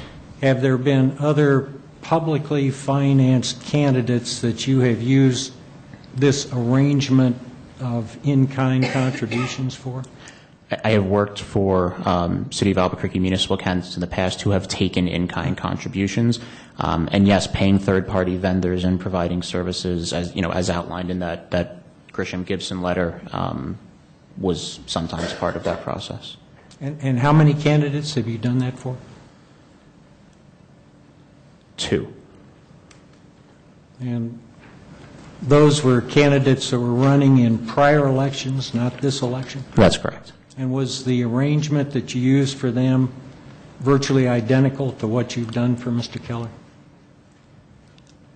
Very similar. I don't know if virtually identical. I would have to go back and review. I have not reviewed any of those reports specifically in preparation for today. And as I understand from earlier questioning, you've never gotten a legal opinion or an opinion from the city auditor or even the city clerk about whether that arrangement is proper or legal? That's correct. As I mentioned earlier, the definition that was placed up of in-kind, what an in-kind contribution can be. It's in-kind goods and services. It seems very straightforward. No money may go to the campaign, and at no time did any money go to the campaign. They were paid to us, Rio Strategies, a third-party vendor, by the individuals, and that service was given to the campaign. Okay. Thank you. I have no other questions. Does the board have any additional questions? All right. In light of the board's questions, I'll afford counsel an opportunity if they have any additional questions before this witness is excused. Mr. Packman, I asked you to produce all of the documents which would support this. I call it a scheme. You don't like that. But you produced no documents that would show that you personally or otherwise are aware of anyone soliciting private donors and listing on their campaign reports for professional services. Not a single document have you produced. Correct, sir? I'm sorry. Can you repeat that? You have never, ever, for any campaign that you personally participated in or seen anyone else list in-kind donations for professional services and the money be handled in this manner. Have you? I wouldn't be able to specifically say. As I just mentioned, I did not review the previous reports in preparation for today. I asked you to produce all those documents, and you didn't look for them. Is that your testimony? I produced the documents in consultation with the attorney for the Keller campaign. Thank you. Any questions? Sorry. Any questions for the respondent? No, thank you, Mr. Chairman. All right. You may step down. Thank you, sir. We appreciate it. Thank you. Mr. Rogers, you may call your next witness. Mr. Chairman, what's the time count? After this witness, the complainant has 41 minutes remaining, and the complainant has 41 minutes remaining, and the respondent has 62 minutes remaining. I would call Mr. Keller to the stand.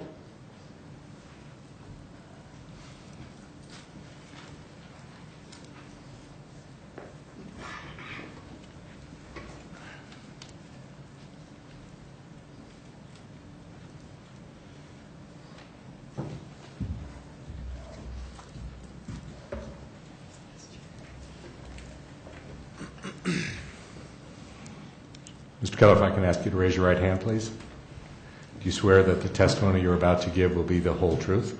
Yes. Thank you very much. Mr. Rogers? Mr. Keller, you understand this is an ethics board proceeding and you are under oath. Yes. And you understand your obligation to tell the truth, right? Yes. Ms. Hunt works for Mr. Pac-Man and Real Strategies, right? I think she's a partner, so in respects, yes, but... You've received, your campaign has received more than $500,000 in taxpayer money, right? We're a publicly financed campaign, and we qualified for the amount designated by the clerk for both the first election and the runoff election. So that'd be a yes to that? I'm doing the math in my head, and I think it is right around that number. Okay. Madam Clerk? Madam Clerk, could I have you turn on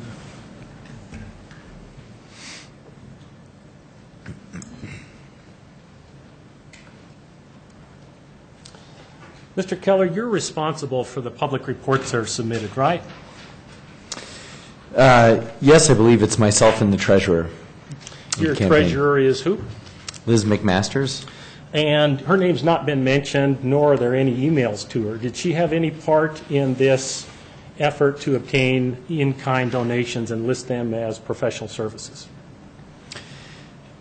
I think everyone in the campaign had been working on all of these aspects, and from day one, we articulated what public financing entails. Would that be a yes or a no? Was Ms. Yes. Yeah. She was, okay. Mm-hmm. There are no, your lawyers produced 3 pages to me in response to this subpoena that had 4 separate detailed requests. Is it your testimony, sir, under oath, that these are the entire responsive documents to the subpoena that was served upon you? Yes. And so, for instance, you no longer have the email that I asked Mr. Pac-Man for, email that you sent to him? You don't have that? It did not show up. Did you look for it? I looked for everything that would be responsive. How much time did you spend looking for it? A lot of time, several hours. What's to explain an email that's sent to Mr. Pac-Man and produced this morning that you don't have, sir? It could be a number of things. I mean, you could ask that about any document in general. I'll ask it about that one. Okay, I don't know. Okay. It didn't show up.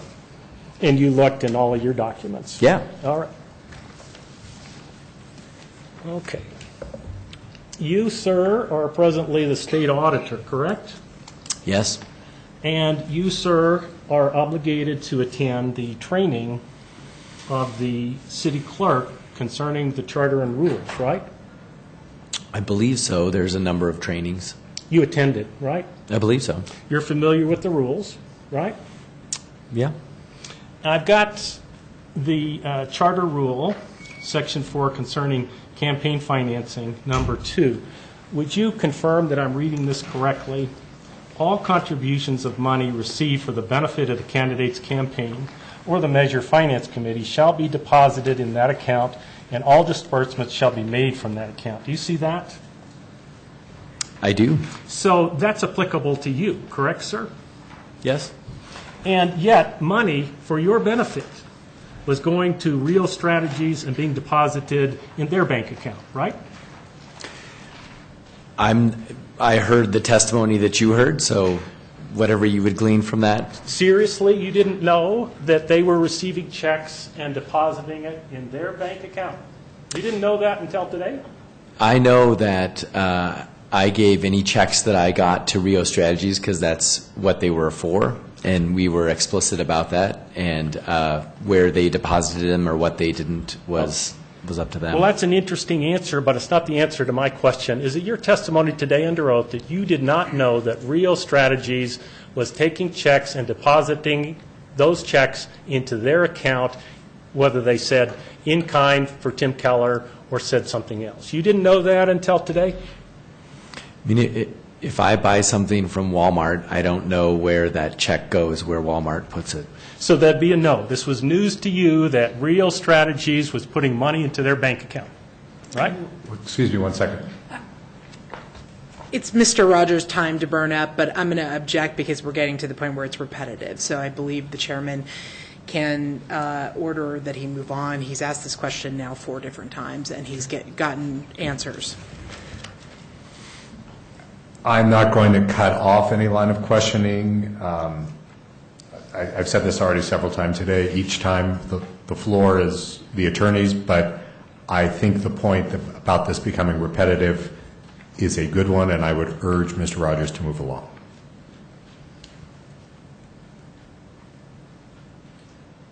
As state auditor, what do you do when you find out a governmental entity that's supposed to have one account actually has 2? What do you do, sir? Is that a problem?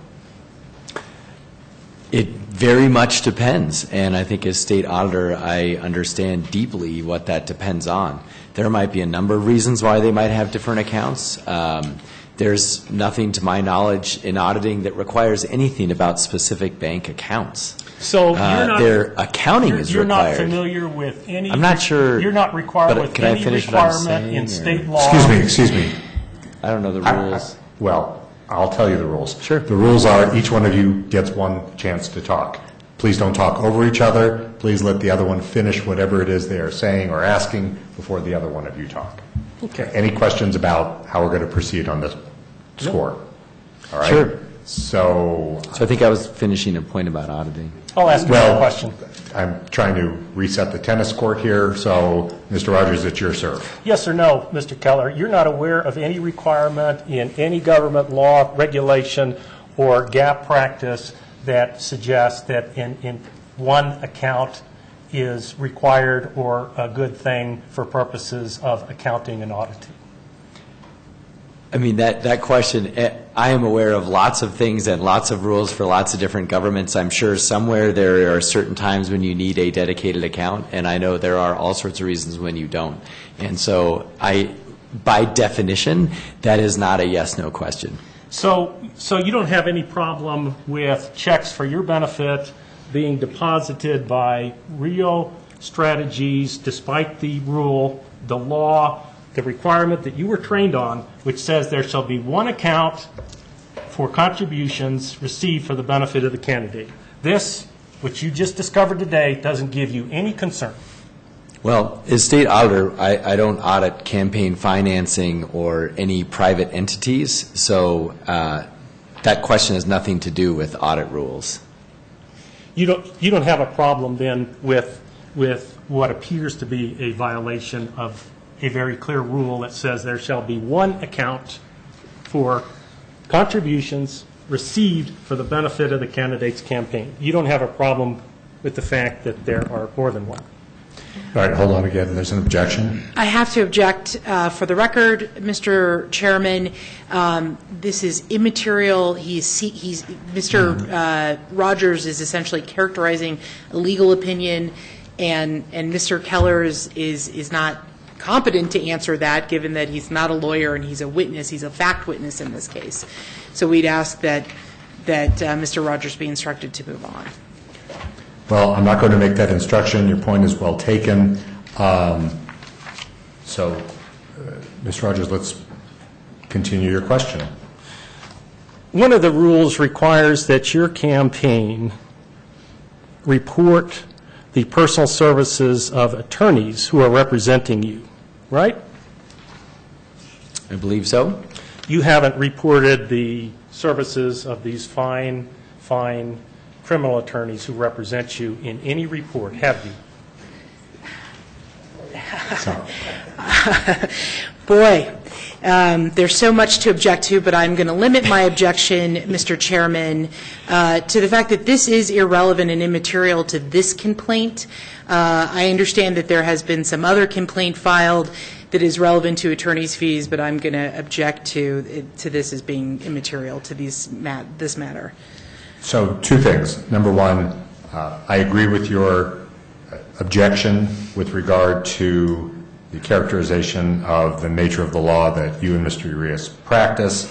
However, just to make it very clear, there is no record here.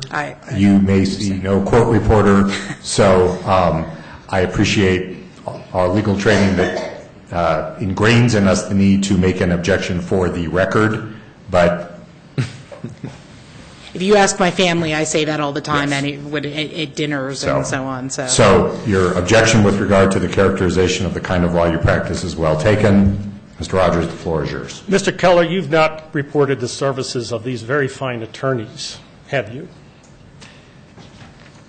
I know that I believe they are representing me, and I have not received a bill yet. I'm sure at some point I will get a bill for something. How is that going to be paid from the committee, your committee? I think it's a fair question. I believe they're representing me as a person, and in fact, this is Wayne versus me, not the campaign. So, but I don't exactly know how that's going to play out, but I'm sure the lawyers will get paid. So the question is, why don't you report it if the regulations require that? And that's paragraph C of the rules and regulations of the Board of Ethics. You're going to report that someday? Well, as I said, I haven't been billed yet, and I don't know, based on the complaint, it's to me as Tim Keller. So we'll see where that bill goes to, but that's what your complaint is about myself. Right? So you don't think this is a complaint against you as a candidate and how you're handling money? I think that is a good legal question, and I certainly do not have an answer to that. You filed the complaint, and it says Tim Keller, so you tell me why it's not Tim Keller for Albuquerque. Well, Mr. Keller, this is an ethics proceeding about how you've handled taxpayer money and what ethics rules you may have broken in that capacity, okay? We got that? I do. All right. Mm-hmm. So what's the understanding? Are they going to bill you by the hour, or is there a flat fee, or what is that? I do have to object, Mr. Chairman. We're getting into attorney-client privilege information. I'm going to instruct my client not to answer those questions. Well, privilege notwithstanding, this is now becoming very immaterial to the nature of your complaint, Mr. Rogers, so I am going to sustain the objection on the grounds that it is becoming irrelevant and immaterial and not directly relevant to the issues that you have presented. So please move along. You decided not to request an advisory opinion to approve this procedure that has resulted in an additional $38,000 to your campaign, right? $38,000 in in-kind donations is permissible and always has been on every campaign, and so I felt this was a transparent and an accurate way to account for that money. And I didn't really see a need for an advisory opinion. I certainly asked about it a lot, and I got an answer that I thought made sense, in that we're tracking everything, and it will be allocated to a specific something with a specific dollar amount so that we don't cross the cap. So you produced three pages, and it's dated June 20th. In response to that 4 items of subpoena, you produced 4 pages, and in it, Mr. Pac-Man is quoting Ms. Hunt that basically that she finds this acceptable. Is this the authority that you relied upon to continue to collect dollars from private donors and list those as in-kind contributions for professional services? It's this 3-page document? Well, as you can see, I don't have a copy of that in front of me, but I know the board does, and that was kind of looked like a checklist of things I wanted to make sure we were, and I believe the 100% word was in there. We're 100% sure X, Y, Z. They said yes. Rio Strategies has worked with dozens and dozens of campaigns. I've worked with them before. They're currently working with other campaigns, so I saw no reason to fourth and fifth guess what they said. Fourth, they're not attorneys, right? Neither Mr. Pac-Man or Mrs. No, they are not. Okay. And so when you say fourth and fifth guess, that would mean you don't want to second guess people who are not attorneys and have not requested anything in writing from the clerk or requested an advisory opinion. Would that be a fair summary? Well, they have run lots of campaigns, as you mentioned, a couple of city publicly financed campaigns. And also, I know we had been reporting this for several months. And I know the clerk's role, is not like they didn't give a legal opinion, but the whole city knows what we were doing because we were filing it every month. And so, the auditors, there was no comments made. There was nothing made until right before the election. So I had a degree of confidence that this was the right thing to do. And in fact, that's because I actually thought this was a better way to do this in-kind issue. Mr. Chairman, I'm going to have to ask that the filibuster stop, unless this is not on my time. This is not responsive to the question whatsoever.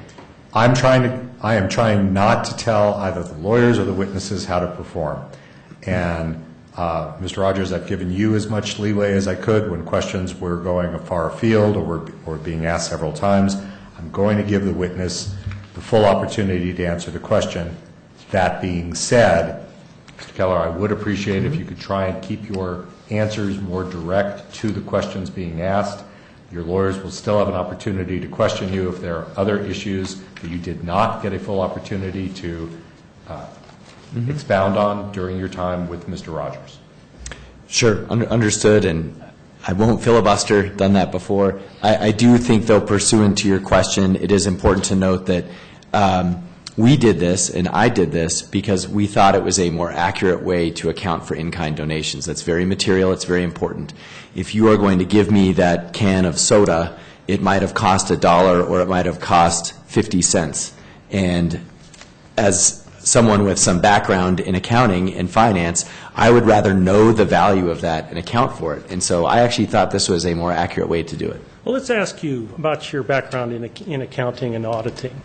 How does this procedure differ from someone writing a check directly to your campaign, some private donor writing a check directly to your campaign, then Mr. Pac-Man making a decision about should it go here, should it go there, or wherever? How does this differ from a person writing a check directly to the campaign? Because you're not listing on the public report anything other than professional services. There's not a single document that suggests these people were buying goods or services as that invoice 46 dated August 1, but clearly prepared after that. So how, sir, does this differ from a check paid directly to your campaign? It differs in a couple of key aspects. Number one, it's a vendor. So it's the same as a check to Kinko's or Walmart or a law firm. So that is the biggest difference. The second difference is that it says in kind in the memo. We were very explicit about that so that we could track that. And the third difference is it's capped so that everything is reported and we know when we hit that cap just as any other donation would be. And the last thing I would say, it's actually more accurate than what you're describing. That's why we did it. So we would know exactly how much money had been donated in kind.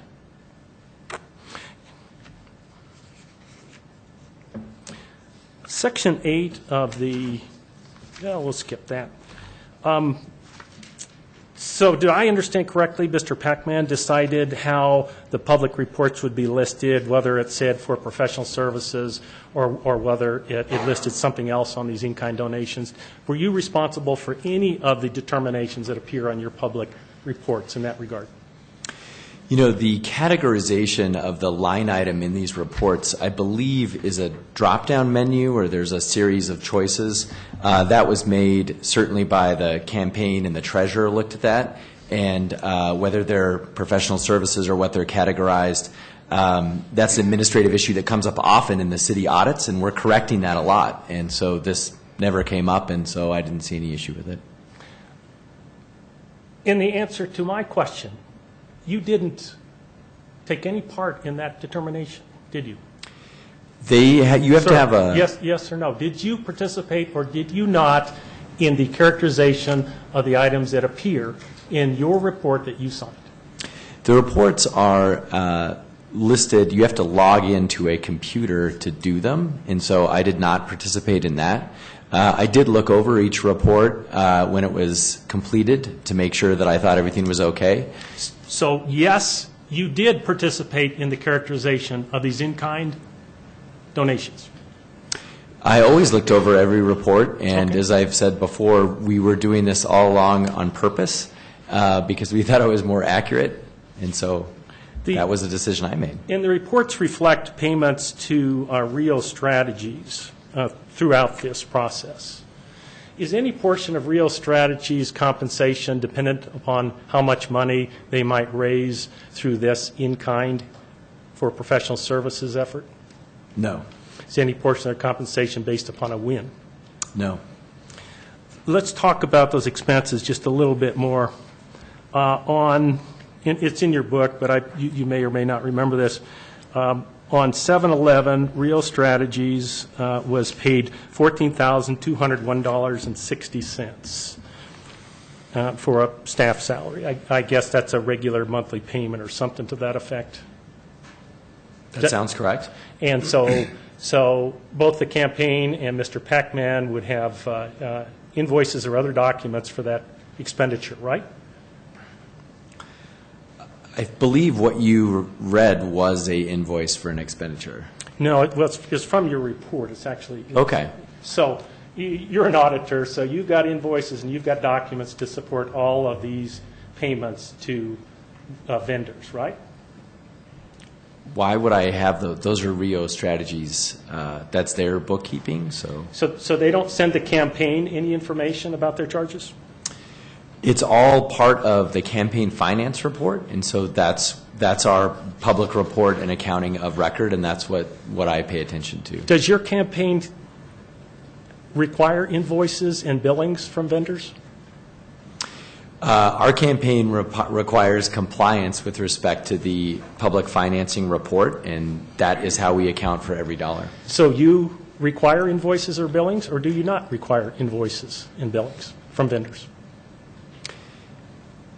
I don't think in any campaign that I've seen or run where the individual has a requirement for those kinds of different things, that in this case, Rio is the vendor who is running the administrative back end, and so that's their responsibility. On that same day, July 11th, your campaign paid $15,000 to GBA Strategies for research. Did you see that invoice, sir? Did I see the invoice or Yes. the reporting of it in the campaign finance report? Did you see the invoice that your campaign received for $15,000 from GBA Strategies? I don't believe so. What was the total invoice? Do you know? I just shared that I don't believe I ever saw What did that. GBA Strategies provide to the campaign? They provide research. They provide all sorts. They're a company that services. I mean, they're kind of the Walmart of Democrat research. So, did you see their research? Did you see the product? Yes, I did. Yeah. And how did that differ from the $15,000 for research that they provided to the Measure Finance Committee that's supporting you, sir? I'm going to object. Yes. Thank you, Mr. Schultz. I'm going to object. This is related to another complaint that's not before the board. It's immaterial to the complaint that has been filed in this matter that is before this board today. That's a fair point. So, Mr. Rogers, can we circle back and continue on this matter that's before us today? So So that question will not be allowed on the basis of relevance, if I understand? Thank you for making my ruling much clearer. Yes. Okay. Very good.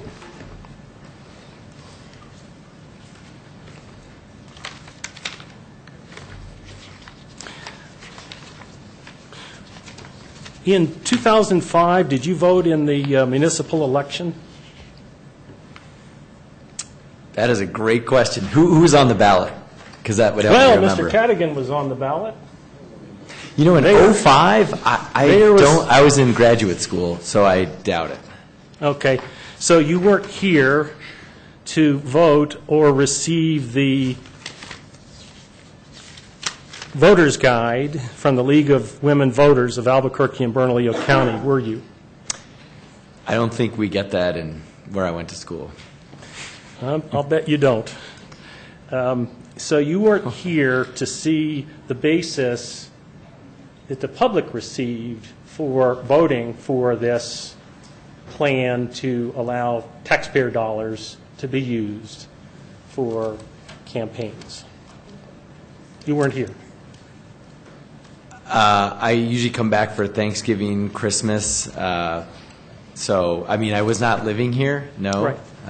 So the League of Women Voters on for the October 4th, 2005 election, this is what they told voters in order to get them to agree to use taxpayer dollars for private campaigns. Let me read this. In exchange for getting disbursements from the fund, candidates would not be allowed to accept or spend private campaign contributions. You were not aware that that was the basis that voters were given to endorse this plan, which is resulting in billions of dollars of taxpayers' money being spent, right? Well, I'm aware that in-kind donations are permissible under the code. In terms of how the league characterizes that, this is a long-standing issue that, that's their publication, so. I asked you for any document that supported your position, anything had to do with in-kind, and I get 3 pages. There's nothing in there to support what you're suggesting, that everyone knows that in-kind, that you can do this for in-kind money, is it? I did not publish the election code or the city charter, one, because those weren't in my inbox, but also that's what we've been citing for the basis for this. And those are publicly available documents. So that would be my evidence for doing this. That's what it would be, the code. So you're going to stand on the code. That's your story, and you're sticking to it. In-kind contribution, a good or service other than money, right? That's your position. That allows your campaign to take and solicit from private donors, contrary to what the League of Women Voters said right here, that your campaign, after you get $500,000 in taxpayer money, you can then supplement that with private money up to $38,000. Is that right?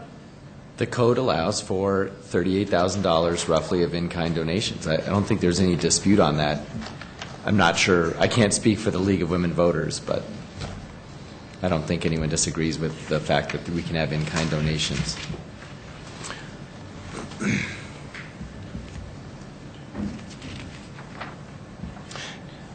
With regard to looking at your subpoena for the documents, were any documents removed because you felt they were privileged or otherwise didn't have to be produced? No.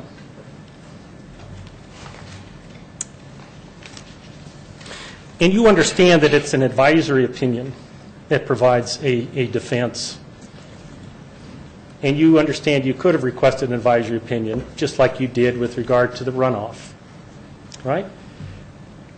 What I understand is that we felt this was a better way to do things, and so there was never a need to get layers and layers of opinions.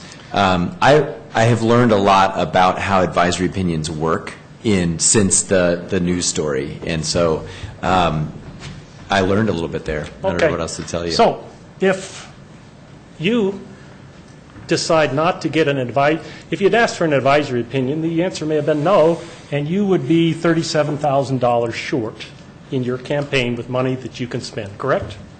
That's actually not the campaign. Mr. Keller, hold on one second. Your attorney has a point. I am going to object. That is a statement that is really basically a legal conclusion. It calls for speculation. It's irrelevant and immaterial to these proceedings. If he had gotten an advisory opinion, it probably would have said no, is not relevant to these proceedings. That's not how I heard the question, so the objection will be overruled. Mr. Rogers? If you'd requested an advisory opinion and the answer was no, you'd be $37,000 short now, wouldn't you? I mean, I don't know. It depends on that opinion, and how could I mean, that is a hypothetical, so I don't know is the answer to your question. And I guess under the old guise, it's better to ask forgiveness than permission. If, in fact, the board finds that you violated this, if they do anything short of a fine of $37,000, your campaign still has benefited from this, haven't they? We believe that we did everything in the right way, and so I'm not really bothered by one ruling one way or the other, and I respect the board's opinion, and I'm glad we did public financing, and I guess we're done.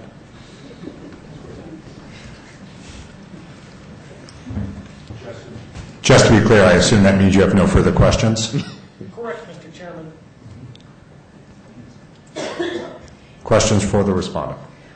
Before I begin, Mr. Chairman, may I make a time inquiry?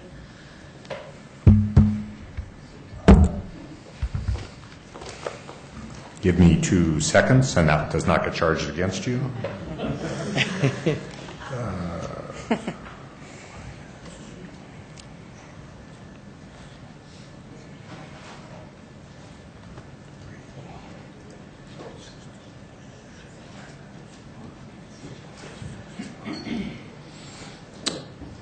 Yes, the complainant has, after the questioning of this witness, the complainant has 13, that's 13 minutes remaining.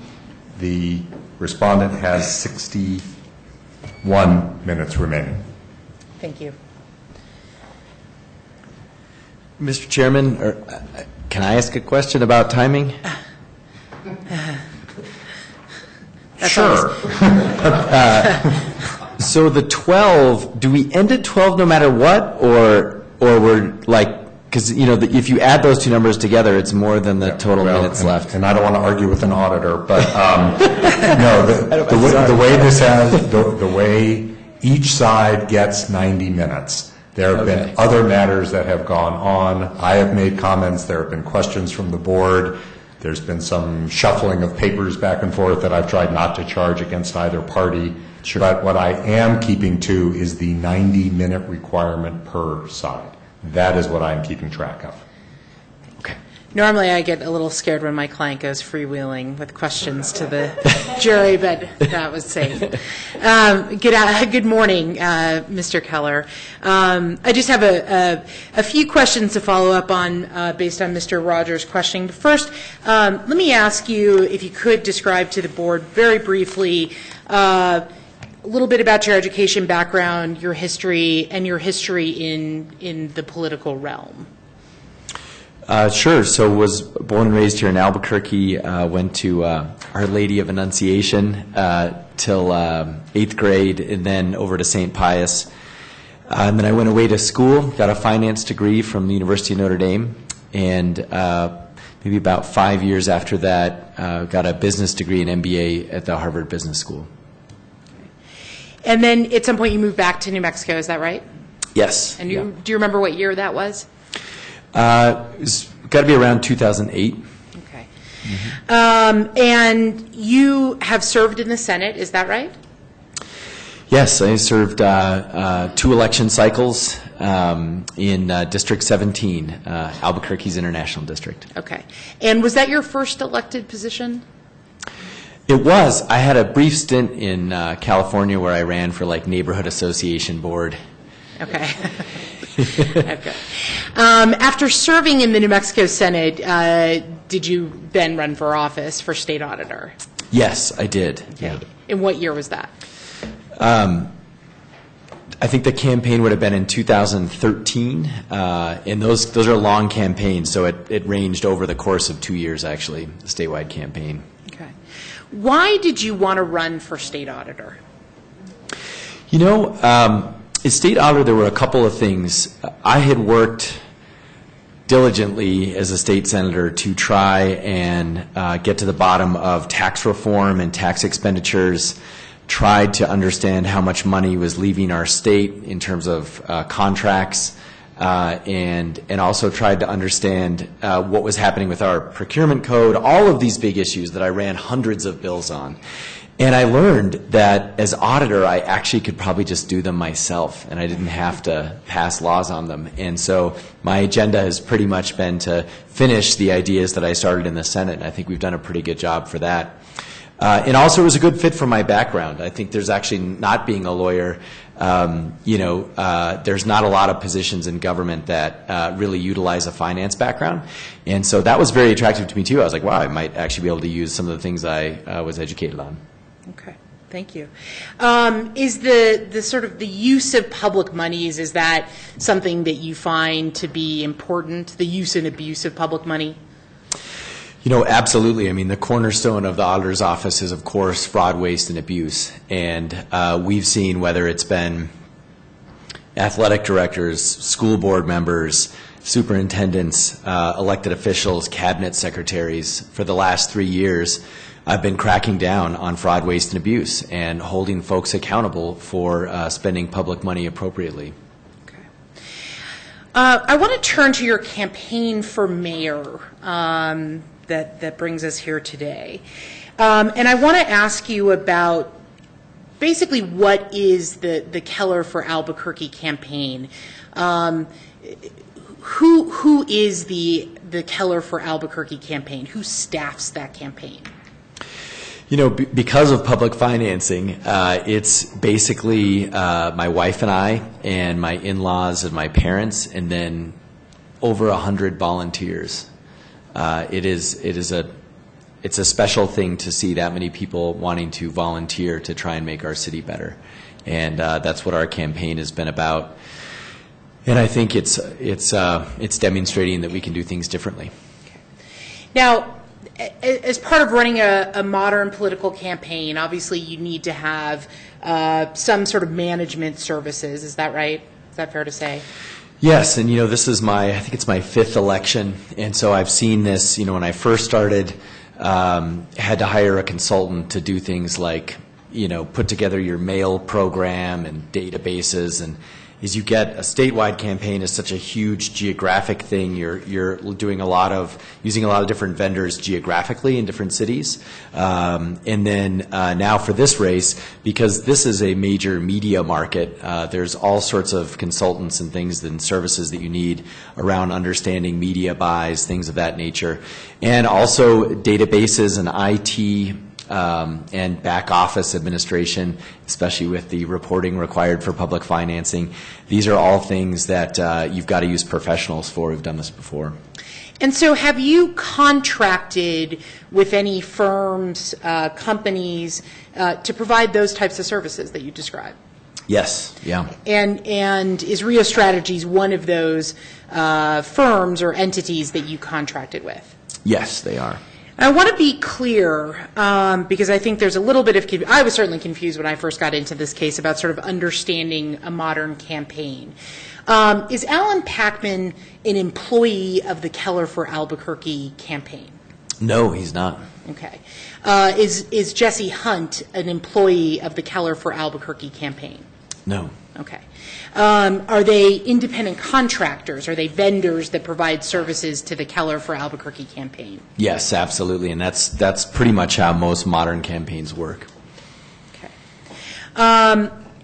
When you say that, do you know of other examples of campaigns using independent contractor, third-party vendors to provide these type of campaign-related services? I do. I mean, I think almost everyone I can think of. I know most of the mayoral candidates did that as well. Certainly, every governor candidate I know, most of the congressional candidates. It's a rare occasion in this day and age when anyone does not have paid consultants and vendors. Okay. So when Mr. Rogers was asking about the one bank account, in fact, I think he left his note up here. I'm going to hand back to him.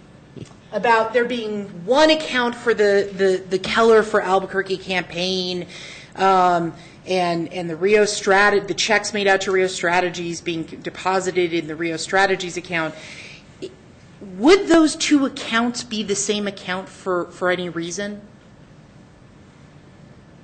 You don't share a bank account with Rio Strategies. No, in a different way. No, because they're a separate vendor, just like I wouldn't share it with Kinko's or Costco or anything else. Okay, so a check made out to Rio Strategies wouldn't be deposited into the Keller for Albuquerque bank account. Is that right? That's correct. Okay.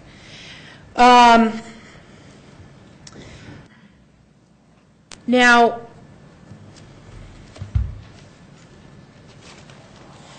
Mr. Rogers asked you about not seeking an advisory opinion with regard to these in-kind contributions that were made to the Keller for Albuquerque campaign.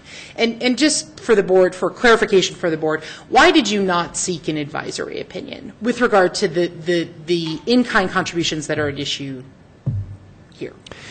Yeah, I felt we were doing this in a way that was actually much more transparent and accountable and accurate. And so I didn't think we needed an advisory opinion. This is a method where you can actually account for every penny. And I think, the learnings, while the auditor's office has nothing to do with auditing this, what I've found is the more accurate you can be and the more straightforward you can be, the better. And I think that also speaks to, even if there is ambiguity or gray areas in different laws, as long as you're upfront with where every penny went and you're being transparent about that, then you're doing the right thing. And so I thought this was actually an improvement on the way others had done it. Okay. Having read the charter, the code, do you believe that there's gray area about what you did? There are ambiguities about what you did, the process that you followed. Objection calling for legal conclusion, which he insisted he would never provide. May I respond?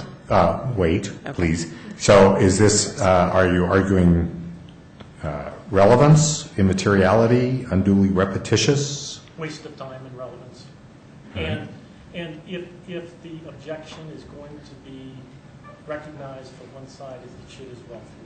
Understood. Thank you.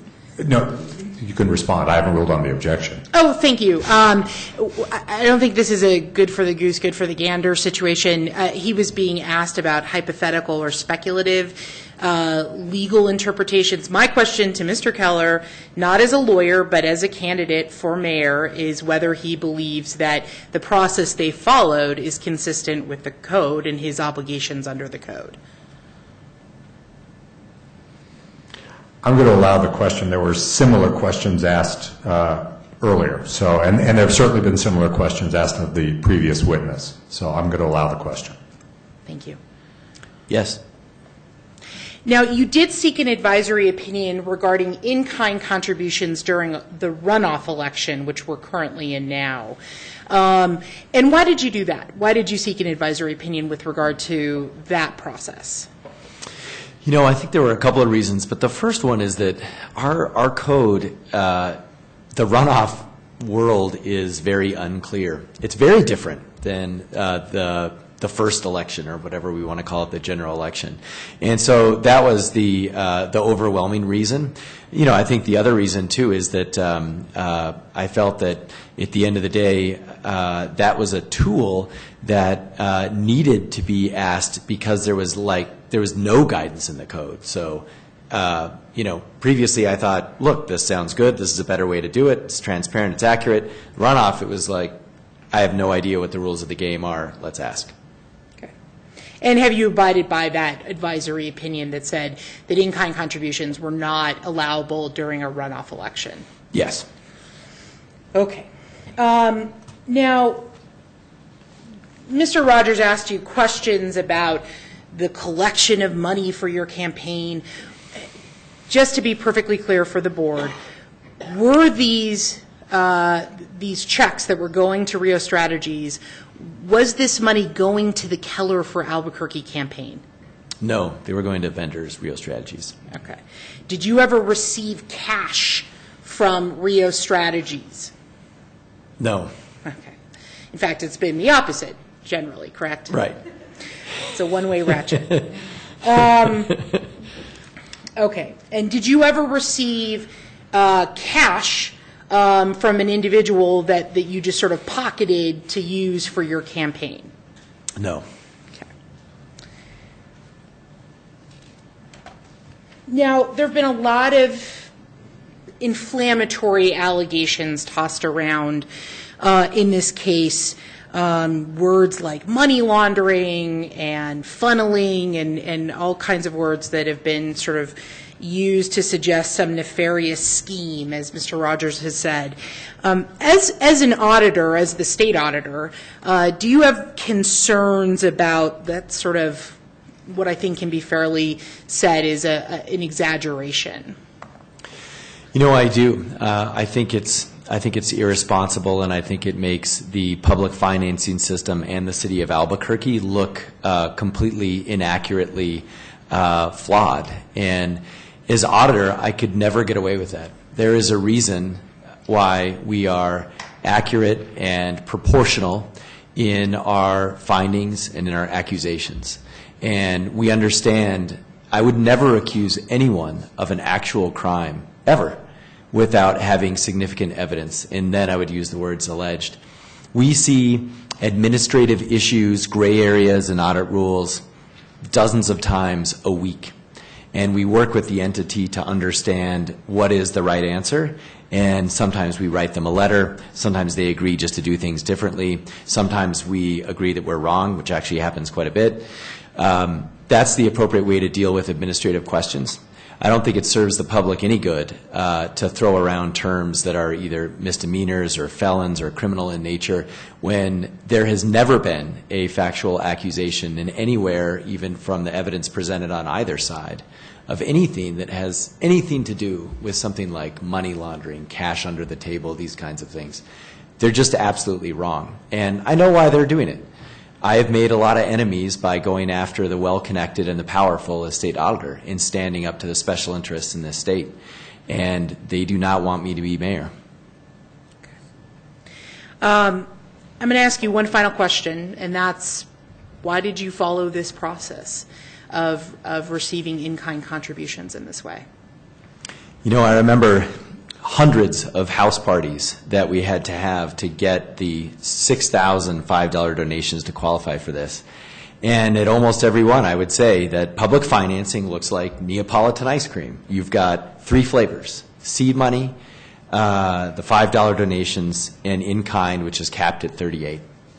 And I said that the best way to account for the in-kind donations was to make sure that we have a check going to a vendor and that it specifically says in kind. And that way there's no dispute over the value. Because people offer you things all the time.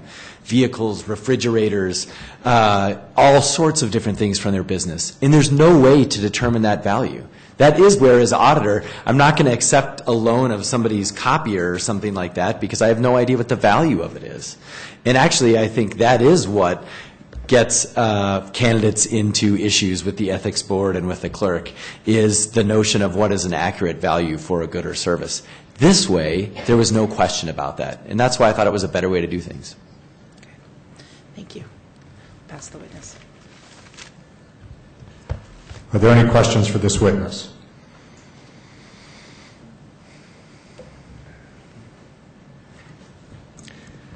Mr. Keller, with regard to these in-kind checks that went to Rio Strategies, were you involved in soliciting any of those checks? In every single meeting that I had with folks, I would use that Neapolitan example of how public financing works. Well, with respect to the donors, the ones who made out these checks to Rio, do you recall speaking with any of those specific donors about making an in-kind contribution?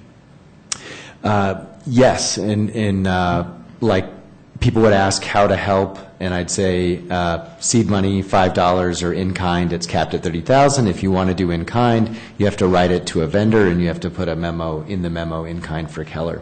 I mean, and we hit the cap. I had to return lots and lots of checks once we hit the cap, and so yes, you know, that was explicitly what I was doing on the campaign. Okay, and did you tell those donors specifically to make the check out to Rio Strategies? I did, yeah, and they would ask too, they'd say, well, how does this work? And I'd say, well, the cleanest way to do it is to make it to Rio Strategies, and they'll account for everything so we don't hit the cap, and they'll allocate it to whatever is appropriate. Yeah, I said that hundreds of times. Okay, did you tell them what specific expenses would be covered by their check? I would use examples. So I'd say Rio will figure out if it's postage or printing and that kind of thing. And printing is for a field campaign, printing is often the biggest expense. So I would always cite examples like that. And database fees too is another one. Did some of those donors actually hand the check to you? Some did, in which case I would give it to Rio. Yeah, some mailed it, and obviously if they gave it to me, I just give it to Rio. Okay. Mm-hmm. Thank you. All right, in light of the questions, or any other questions from the board? I do have a question, Mr. Chairman. Mr. Keller, with regards to the code, was there a discussion as far as definition of in-kind contribution and limitations therein? Sure, you mean kind of with Rio and that when you say a discussion? The actual code, I mean, because I understand the rationale of why you decided to accept in-kind contributions, but looking at the actual definition, and again, reciting again, a good or service other than money. So the money part is where I think the question lies in the ambiguity. What was your thought process or counsel on that particular matter? Yeah, the question was around services in particular. So the idea was that we did have all of these different examples, and I'd say, okay, well, if somebody wants to pay for signs to be printed, and they're writing a check to the sign printing company, do we get the check? Is there a receipt? I went through all sorts of hypotheticals and came back to that the cleanest way to do it would actually have Rio basically consolidate that and then allocate it so that we could track it. So as a matter of accounting, Rio Strategies was a preference in the model that you used, but again... Yeah, that's true. Mm-hmm. But again, the money part, I guess, is where the ambiguity lies. So I'm not sure how we get around that, or how the code really defines that and limits it to the candidate, or how it applies to a consulting group or third-party vendor. Yeah, my thought was the money has to go, in other words, so like if it went to Kinko's, there would be money going to Kinko's. So I wanted to keep track of that money. So I guess I read money as part of the equation no matter what. What I thought the intent of the code was that you're not just taking, bundles of cash that are unaccounted for and that kind of thing. So I felt that a check that someone writes for any service was the same as a check to Rio because they're a vendor. Okay. And then the final question, I know that the reports reflect in-kind contributions. I was looking at the invoices and the reporting from Rio Strategies to your campaign. There seems to be discrepancies, and I guess we can look at that at a later point. But I'm not sure what was taken out, what was put in. Again, just looking at from your counsel, the exhibit or invoice 46, there's an added line item on there. So I have two different invoices that I'm kind of concerned about the monies involved here. Yeah, I noticed that too, actually. And it's my understanding that was, I think this is just something that happens when you are fulfilling a subpoena. That was an invoice, I believe, that was before the final one, and I think they added more. Or there was a minor change, I think, to software went to database. But I do remember that email I think it even said draft in it. So I saw that as well. I saw that as just a reflection of them continuing to fulfill the invoice. Okay, so just clarifying on additional charges and deletions. Yeah, and I believe it was I think like software changed to database or something. It was actually printing $700, $722, and then Okay. a discount of 2 cents. Thank you. Your memory's better than mine, yeah. Right, yes. So, Yeah. and again, I guess no further questions. Thank you. Thank you. Any other board questions for the witness? In light of these questions, do either council have any further questions? No, Mr. Chairman. Mr. Keller, thank you. You may step down. Thank you, members. All right, so the current time total is complainant has 13 minutes remaining, respondent has 45 and a half minutes remaining. Mr. Chairman, I'm going to have to ask for a very short break for reasons that I don't want to go into. But I would also like to ask, Professor Sierra indicated she's got other obligations, and I'm sure some of the other witnesses do as well. I'm prepared to release the witnesses when they give me their documents. So I believe that a 10-minute break would serve all of us. Well, here's what I'm going to suggest. I believe your suggestion for a 10-minute break is exceptionally warranted. Let me urge that in addition to whatever else has to get taken care of during that 10 minutes, that council confer with regard to the issue of remaining witnesses and documents to be produced. And then when we come back, the first order of business will be for me to hear from both council as to where we stand in that regard.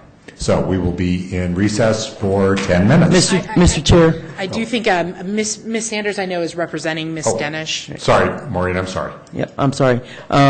So Ms. Denish and I both have other responsibilities at noon. I'm representing her. She had been served with an inappropriately served subpoena.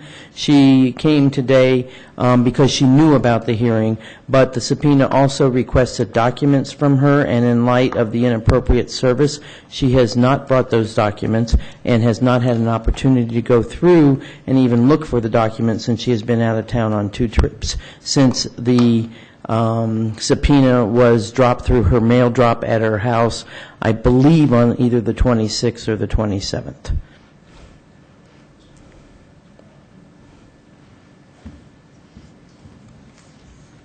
Okay, and I'm raising it now because Mr. Rogers says he will release the witnesses once they give him the documents. Ms. Denish does not have any documents today. Mr. Chairman, can I resolve this, perhaps? Well, this is what I'm going to suggest. This is why I want to take a 10-minute break. I don't think there's a need for the board to be involved with whatever discussions all council may have. Let me suggest that we do that. And in light of that, let's come back in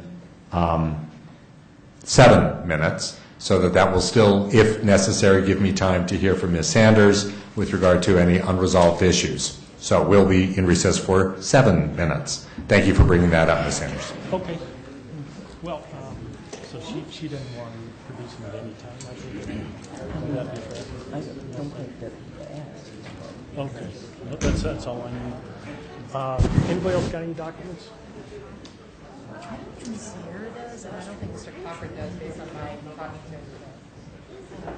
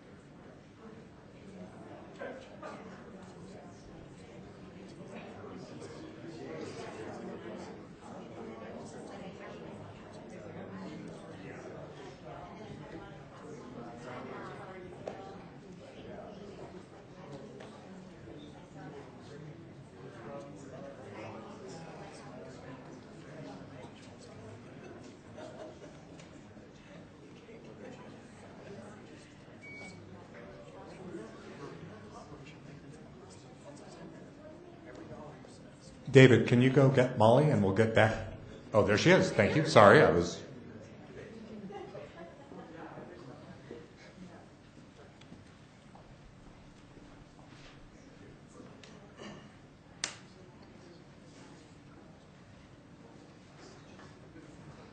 All right, let's go, well, see, you almost got me doing it. I was about to say go back on the record, but that's not true. So let's go back.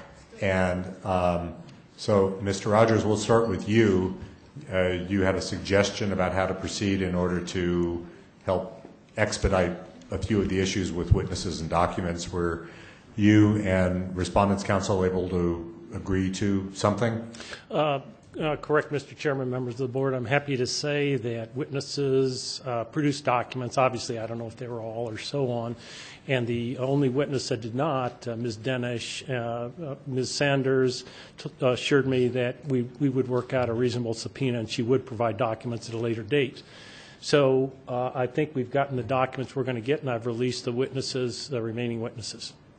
Okay, and is that consistent, Ms. Nora? It is. Okay, yes. Great. Thank you. Well, Mr. Rogers, I know you finished with your second witness, so the floor is still belonging to the complainant. I have no more witnesses, Mr. Chairman. All right. That concludes the complainant's case. Respondent. Mr. Chairman, I believe that since we've already examined really who would have been our witnesses. Look, I'm sorry, can I ask you to come to the microphone? The city clerk gave me a reminder to remind both of you. Mr. Chairman, I think we have one witness to call. The others were called in the complainant's case, so I think that we have one, and I don't think it'll take much time, but I would like to get an idea of how much time we have. I think you said 40 minutes or so? Yes, so where we are is the complainant is at 13 minutes, and the respondent is at 45 minutes, 30 seconds. That's good. I don't think it will take us that long. Hope everyone appreciates that. But we do have one more witness. We have one witness to call in our okay, case. Well, it is now your case, so the floor is yours. We'll call Michael Cadigan.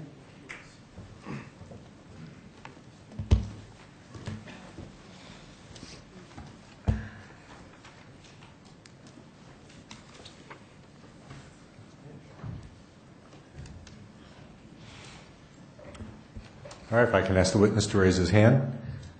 Do you swear that the testimony you're about to give will be the entire truth?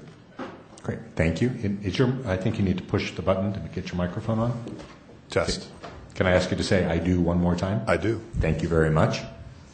Mr. Urias? Thank you, Mr. Chairman. Good afternoon, Mr. Cadigan. Good afternoon. Can you please state your full name for the record? Michael Cadigan. And what is it that you do for a living, Mr. Cadigan? I'm an attorney in private practice. All right. Have you ever held a public office? Yes, I sat at this dais for 8 years as a city councilor from District 5. Were you involved in the efforts by the city of Albuquerque to create and put together the public finance system now in place? I was. With the help of Councilor Griego and Common Cause New Mexico, we were sort of the primary pushers of that effort. And as part of that process, did you have the opportunity to study public finance systems that have been in use in other jurisdictions and in other places outside of New Mexico? Yes, we were, and we primarily relied on the Arizona statute, which I actually worked on a very early version of that back in the early 80s, and so a lot of Albuquerque's rules were modeled after the Arizona experience. Okay. And other states as well. Since we did it, other states have come on board with public financing. Okay. We've been talking a lot about terms like in-kind contributions and cash contributions and some other terms that are in the public finance system here in Albuquerque. In your studies of public finance systems elsewhere, are those terms that are typically used in these kinds of systems to describe the kind of contributions that can be made? Yes. Every other public financing statute that I've looked at, and especially Arizona, which is the one that we looked at most closely, has a specific permission for in-kind contributions to publicly financed candidates in addition to the public money that is made available to the candidate. And in all cases, they define, well, at least in the Arizona experience, they define in-kind to include both goods and services.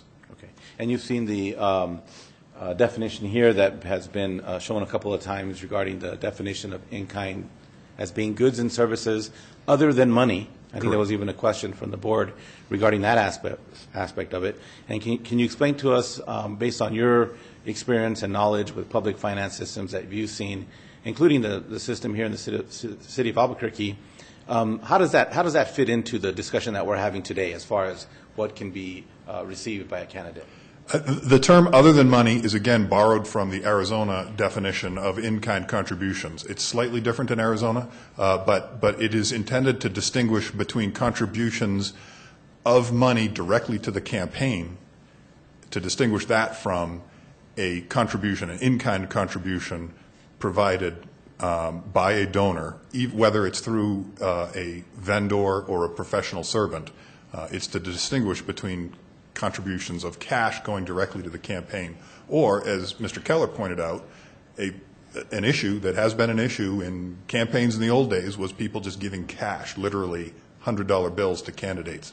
And so that is designed to make sure that when we're talking about in-kind contributions, we're not talking about taking a $100 bill and giving it to the candidate. We're talking about you go buy goods or you go buy services from a third-party vendor. That's an in-kind contribution. So the focus is what you're saying. The focus is on what the candidate receives. Exactly. In this case, the candidate received services and some goods. He did not receive cash. The candidate did not receive money or cash in this case. He received services. He received what would have been defined as in-kind contributions. Yes, because in-kind contributions is defined here and most other places as goods or services.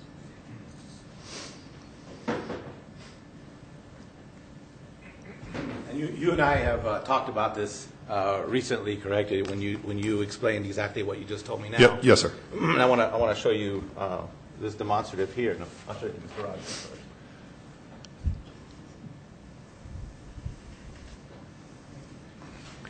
first. Mr. Hughes, if I can ask you to speak a little more into the microphone. Sure. Sorry about that, Mr. Chairman. Thank you. The demonstrative, and I don't know if you can see it from there. This is not. We don't have a court easel or anything, but. I think you had actually drawn a little diagram for me to help me kind of explain this, but this is Tim Keller's campaign, correct, or Tim Keller? Yes, sir. The public finance laws allows for Mr. Keller to receive $380,000 in public finance money. I guess in actuality it's $342,000 after the seed money is subtracted, correct? Yeah, it changes, so I don't know the number exactly, but yes, the seed money is subtracted. That's correct. Okay. So he is allowed under the provisions to accept that kind of that money from the public finance as sort of cash or money. Yes, sir.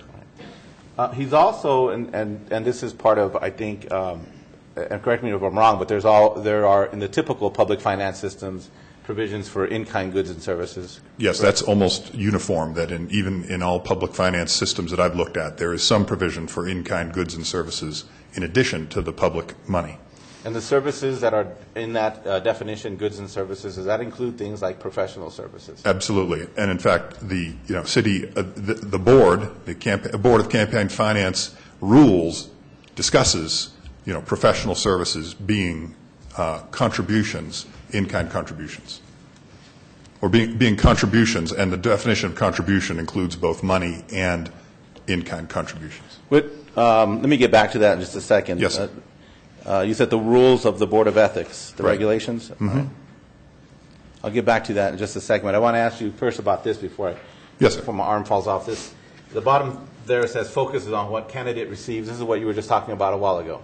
Right, because Tim Keller's campaign, neither Tim nor his campaign received these cash contributions. They received goods and services purchased.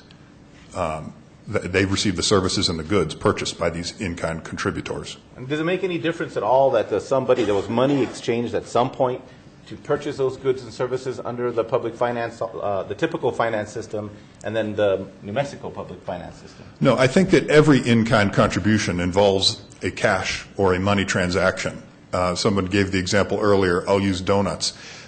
Donuts are a classic in-kind contribution. You got people going out to walk for the morning and somebody makes an in-kind contribution of donuts. Well, unless you grow the wheat and drill the water well and harvest the sugar, you paid money to some third-party vendor to make those donuts and then give them to the campaign. So that's functionally the same as a third-party in-kind donor paying Rio Strategies to provide either goods or services to the campaign. It's the same thing.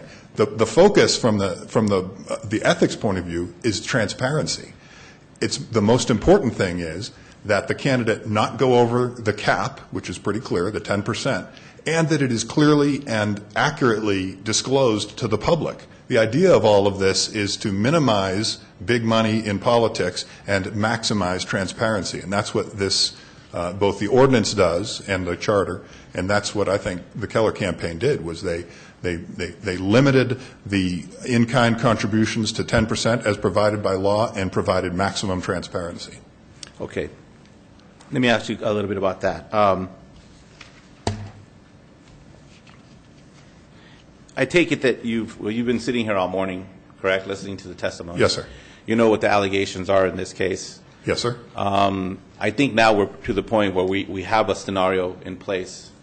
We have donors providing checks to Rio Strategies, and Rio Strategies then providing services and goods to the Keller campaign. That's how I understand it. Okay. Yes. First tell me, is that an in-kind contribution being made, and who is it that's making the in-kind contribution? Well, that is clearly an in-kind contribution because, again, it is just like any of the traditional in-kind contributions. You have to pay some vendor for the thing that's going to the campaign.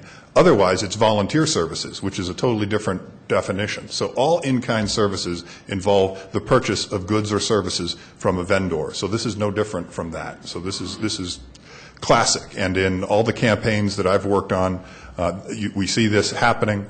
And in fact, in prior campaigns, we've sought advice from Helen Elliott to confirm that it is lawful, and we have emails to back this up, that it is lawful for a third-party vendor to write a check to a sign company to produce a sign for the benefit of the campaign. So this idea about whether it benefited the campaign and should go into a different bank account, you can't take that one sentence of the code and read it in isolation. You have to read the whole code together. The code allows in-kind contributions just like the ones we're talking about today. Okay. Do you know of any other provisions of the codes or the regulations that talks about or gives an idea of, I think you mentioned a little while ago, the rules of the Board of Ethics. Do you know what rules you're talking about with regard to the definition of contributions? Yes. The regulations of the Board of Ethics have, well, first of all, the charter allows the board to promulgate some rules to fill in some of the interstitial spaces in the regulations. And so one of the things that's been in that set of regulation, and it's been there a long time, I looked at this version, this is 2009, but I think it was there even before, is Section 3C, which is campaign contributions other than cash. And I think that's important because, again, the idea of the not money or, other than money, this is where they're defining campaign contributions other than cash. And they describe 3 or 4 different scenarios, including one that is very similar to this, which is example 2. Person Y, a contractor, volunteers to assemble and post signs on behalf of a candidate from materials provided by the candidate.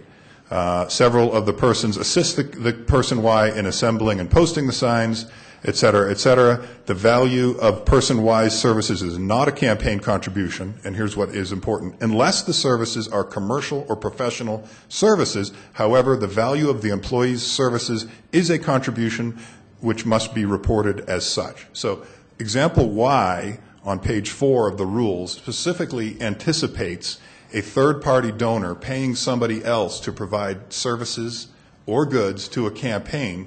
And what does it say you have to do?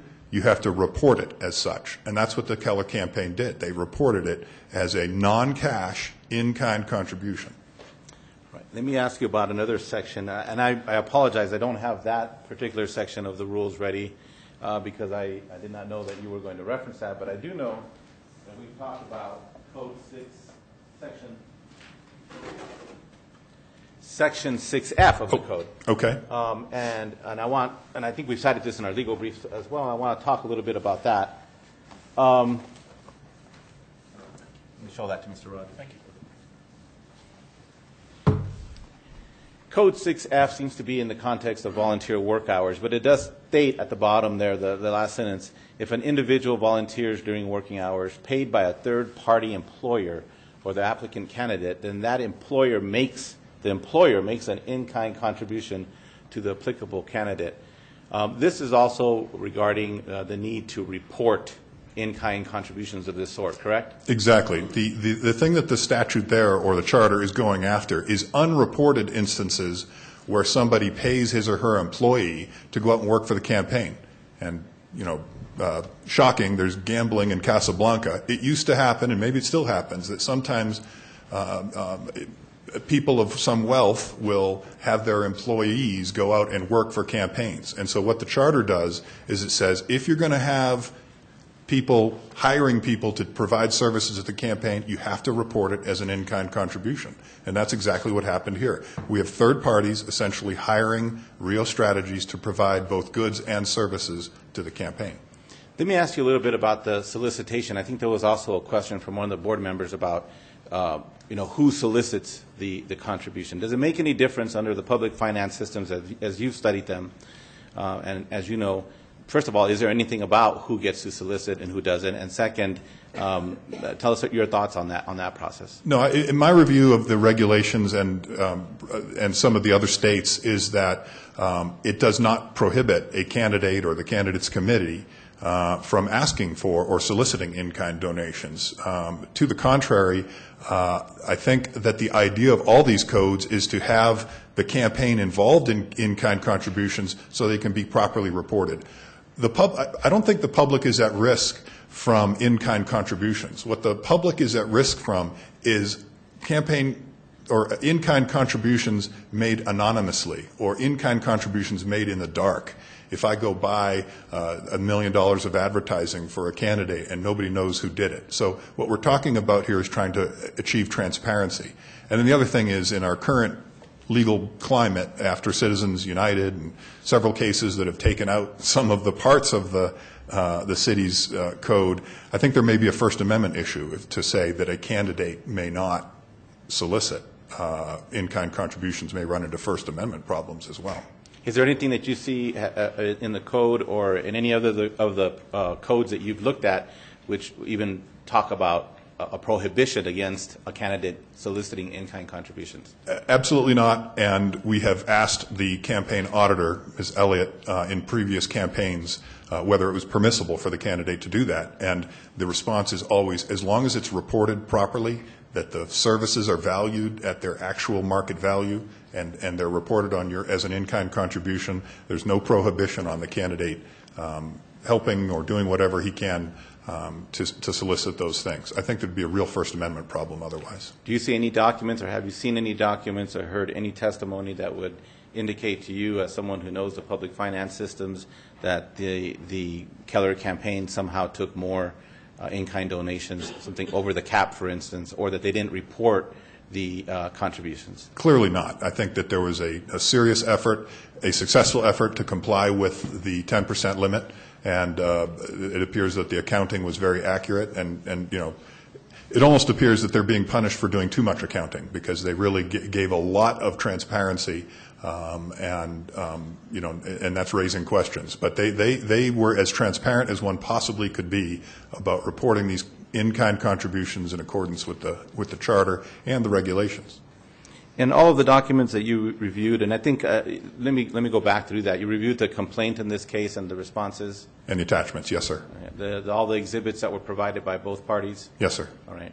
In any of that information or those documents or anything that you've heard today or seen today indicate to you that there's any proof whatsoever that the Keller campaign received money contributions outside of the public finance money that he received? Absolutely not. It was done in compliance with not only the spirit but the letter of the law, and in compliance with the way that publicly financed campaigns have been done since this system began. We have 1 minute, Mr. Chairman. We have no further questions. Thank you, Mr. Cadigan. Yes, sir. All right, Mr. Rogers. Mr. Cadigan, you don't mean to imply that you've looked at any invoices, bank statements, or otherwise to assure this Board of Ethics that Real Strategies has in fact reported all the checks they've received? No, right? my testimony was that I reviewed the attachments to the complaint and the statement that were submitted here. You haven't even reviewed any of the invoices or other material at the Keller campaign, right? Other than what's been presented to the board today, no, sir. And in the 2005 election, which you ran in for city council, I guess that was your second run, Yep. or was that your first? Second, sir. Second. The Voters Guide for the League of Women Voters of Albuquerque, Bernalillo County, puts out a summary, as they always do. And do you remember what was in that summary with regard to this taxpayer-funded campaign funds that candidates would receive?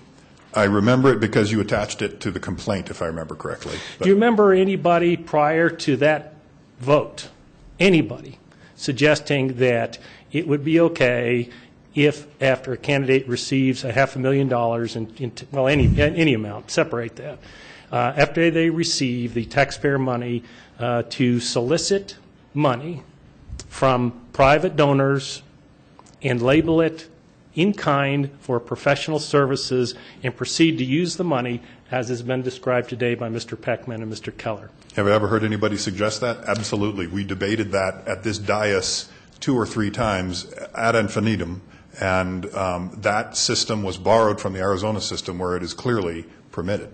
In no brief and in no document has there been any suggestion of an Arizona actual case supporting what you're saying.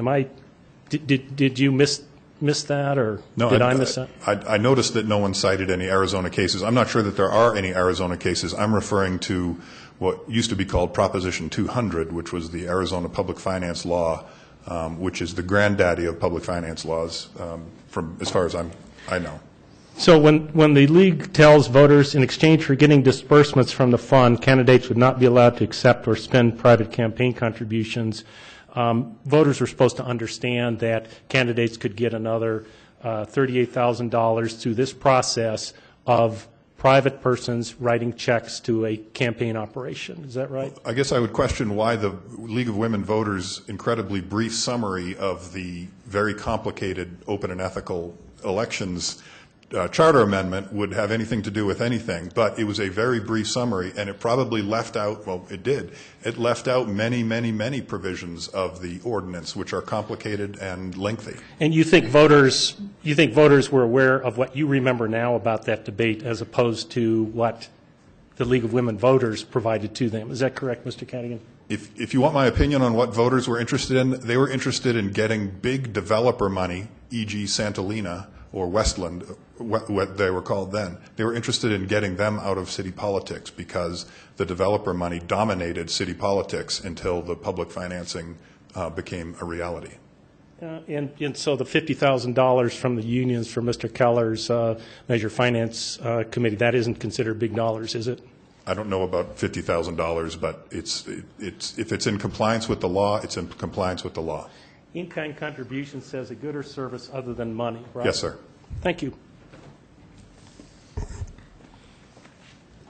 Any further questions from the respondent? Nothing further. Okay. Do any of the board members have questions for this witness? Thank you. All right, Mr. Cadigan, thank you very much.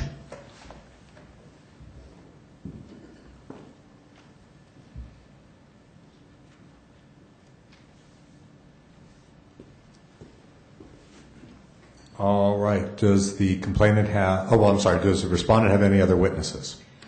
We do not. Okay. So you rest. So are there any further witnesses on behalf of the complainant? No, Mr. Chairman. All right. We're going to move into closing presentations then. Time-wise, here is where we are. The complainant has 10 minutes remaining of their 90. The respondent has 28 minutes, 30 seconds.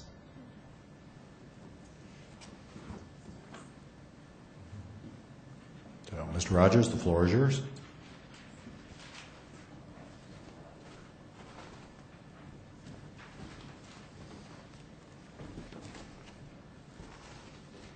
It's black and it's white.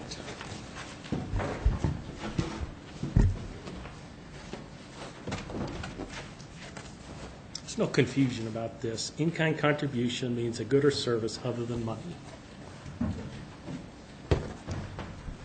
Here is the intent of the ethics provisions. It's also in your exhibit book. Every time Mr. Keller, Mr. Packman, or his fine attorneys talk about all this stuff, they skip directly to public financing, and they want to argue that that's a swell thing.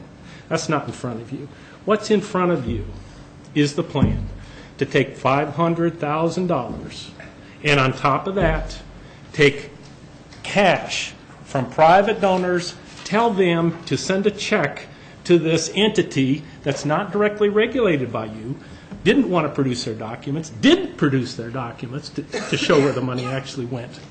How does taking that $37,000, that extra $37,000 on top of $500,000, how does that diminish the public perception of corruption and strengthen public confidence in the governmental and election processes? To ask the question is to answer it. That's $37,000 that they're not entitled to.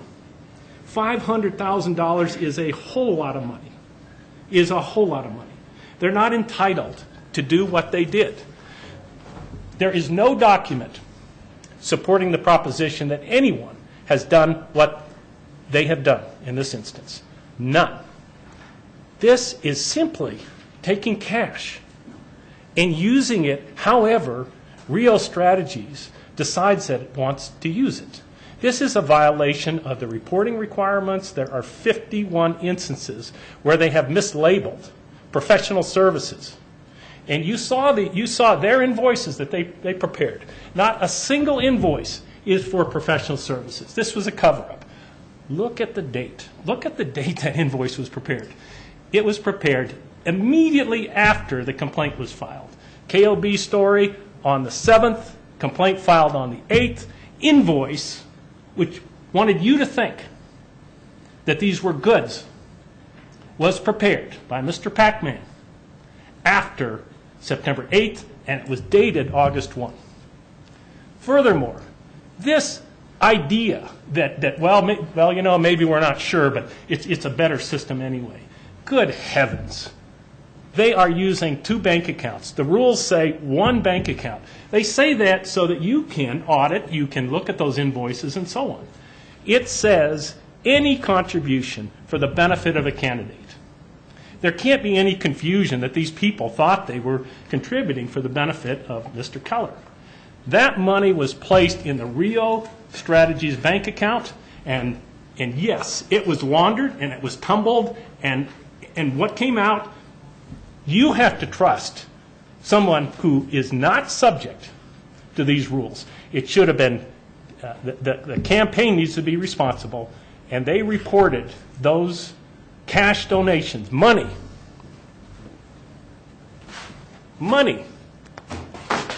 improperly.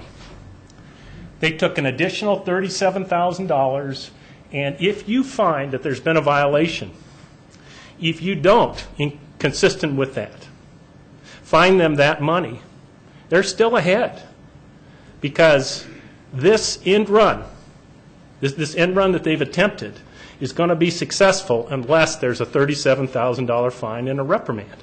And the reason that has to be done is everybody's watching. This isn't a case. This isn't a case about public financing directly. This is a case where they took money on top of that. This isn't an attack on motherhood or apple pie or anything else. This is a violation of that specific requirement. That invoice tells you everything you want to know, just as you tell a kid's growing up. One lie leads to another. One false statement led to that false invoice. That tells you exactly what they're nervous about. You saw Mr. Packman finally admit that Diane Dennis was concerned about this. This isn't some plot by a disgruntled former campaign manager or his attorney. It's been described by Mr. Keller. This isn't that at all. This is a basic violation of these rules. How much money do you need? How much money does the system allow? $500,000. $37,000. And on top of that, they immediately went out to get more. And it is not consistent. There has been not a document suggested that anyone has tried this before. All of those notes suggest specific payments to a specific vendor for a specific good. That's it. And anything, even that, is inconsistent with the advisory opinions. You know what the process is. They know what the process is. They didn't ask because it's easier to ask for forgiveness or assume that you weren't going to fine him $37,000 than it is to ask the question in advance and hear what you have to say. For those reasons, we believe it is black and white. It's this easy. That's $37,000. That is improperly solicited, improperly reported, improperly placed into somebody's bank account. And I'm asking on behalf of the voters, I'm asking on behalf of the citizens that you indicate that the rules apply to everybody. They apply to everybody across the board without regard to whether you're the auditor and now think it's okay to do things like this, or anybody else up and down the line. Thank you. Before you sit down, do any of the board members have any questions for Mr. Rogers? I do have one question. You put up that chart on section 4 on, I think it was contributions. Where is that from? That's from the Article 16. And do you have my notebook? The notebook, yes, the exhibits? I do. Exhibit 1 are the excerpts that are relevant to this proceeding. Okay. And if you look, I put Article 16 first, and I think it's the second page of Exhibit 1 there. Oh, is it 13? Yes. That's why 13 is relevant. It's section 13. And do we have that as part of the package? Hopefully it's there. Look at, let me see. 13, yeah.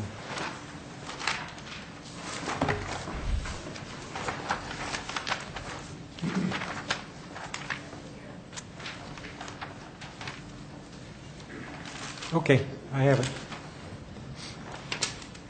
Are there any other questions? Mr. Rogers, I have one. I want to pick up on Mr. Cadigan's donut example. So, under your thinking, if I'm a volunteer and I stop at Dunkin' Donuts and buy a dozen donuts and then go to the campaign headquarters with my donuts. So number one, is that are the donuts an in-kind contribution to the campaign? And I do this entirely on my own. I'm just on my way to the headquarters and see Dunkin' Donuts.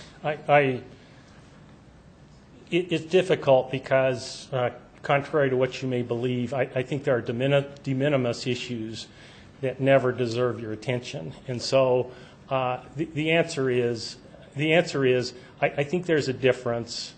I think there's a difference between a volunteer who, well, here, to try and keep things apples to apples, suppose I buy a dozen donuts. I stop and buy 144 donuts. So I have 12 boxes.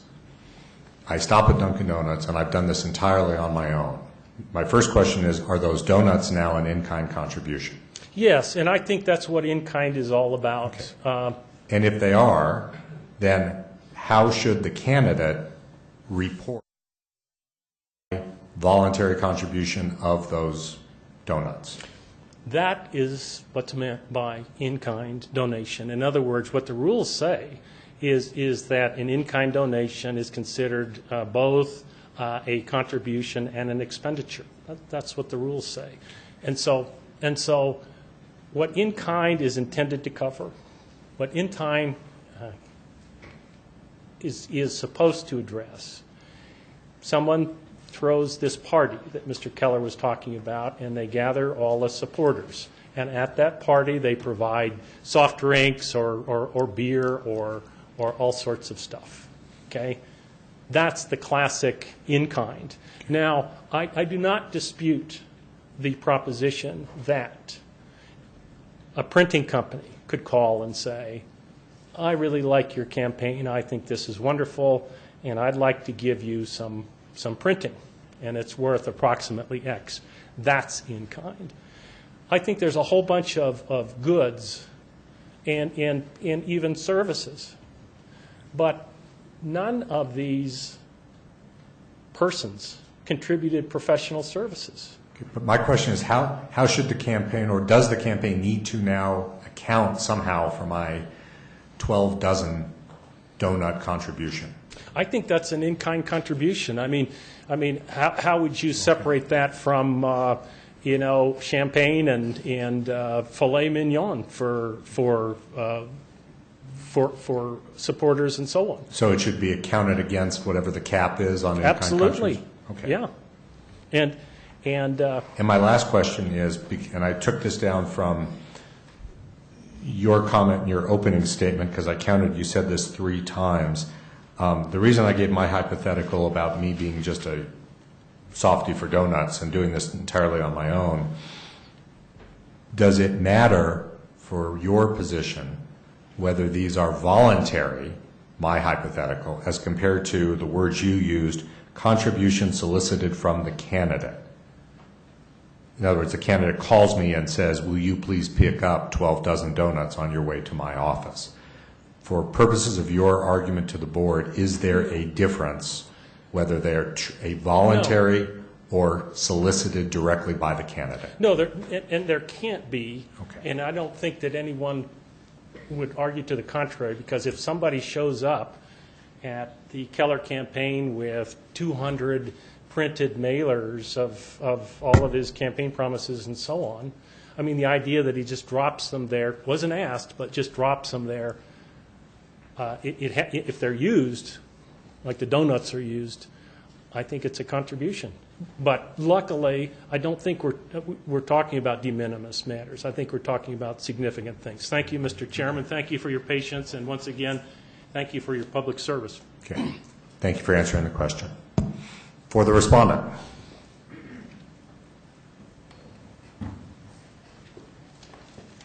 Thank you. Thank you, Mr. Chairman and members of the board. I'm going to move Mr. Rogers' demonstratives. Although I do agree with him that I think that this is a black and white case, in that it is clear that Mr. Keller did nothing to violate any of the code or charter amendments in this case. Instead, Mr. Keller's campaign received approximately $38,000, or 10% of the publicly financed money that he received in the general election as in-kind donations. And the hyperbole aside, the complainant's case falls apart because there are 2 fatal flaws to it. First, there is no allegation, no evidence to suggest that Tim Keller or the Keller for Albuquerque campaign received the money that was at issue here. The testimony is unequivocal, uncontested, that the money, the checks that are at issue here, went to Rio Strategies, which is a third-party vendor of the Keller for Albuquerque campaign. You will see from some of the exhibits that we submitted that Rio Strategies is an independent campaign management firm that provides a bundle of services to its many varied clients. It is not the Keller for Albuquerque campaign. And so I was listening to Mr. Rogers argue, and he did something that mentors of mine like Joe Goldberg have tried to sort of beat out of me, which is use pronouns in a somewhat unclear way. And he kept on saying they received money, they received this cash. Well, we have to be very clear and very precise in this case.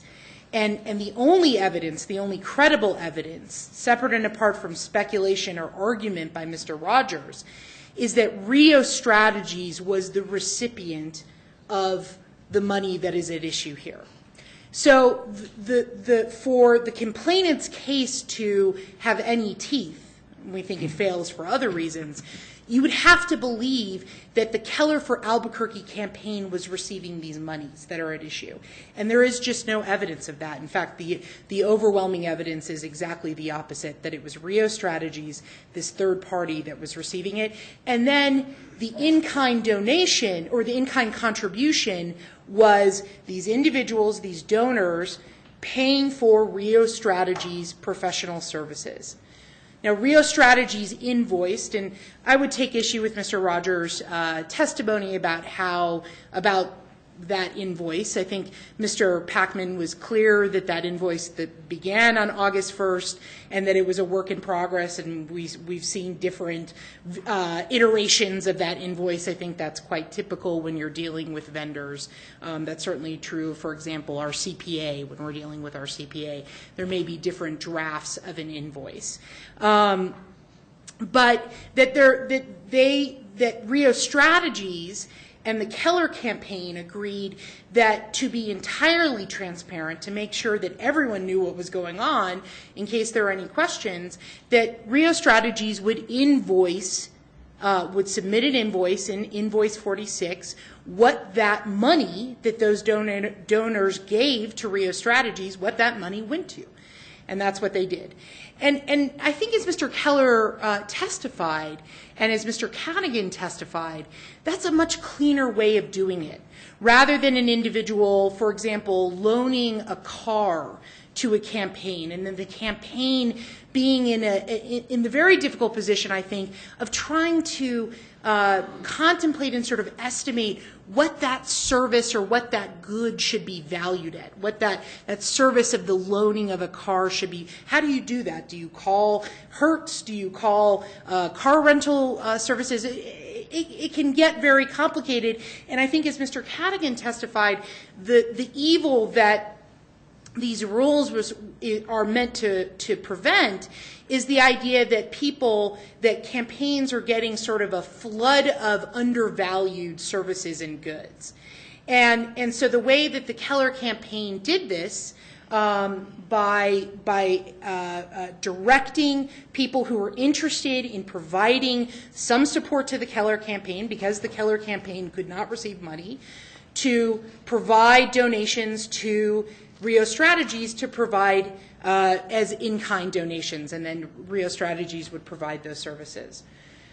The other fatal flaw to the complainant's case is this notion that money is money and there can be no money when you're talking about in-kind contributions. And I think the chairman's questions to Mr. Rogers, I think, actually drilled down exactly to that point, and I think that was an extraordinary but accurate admission by Mr. Rogers, that in fact money is always involved, even if you're talking about in-kind contributions, because someone is not going to happen upon a wheat field and then happen upon a bowl and then stir up that wheat, whatever you do to make donuts, I'm a terrible cook, and all of a sudden sort of present those donuts to the campaign. There's always going to be money involved.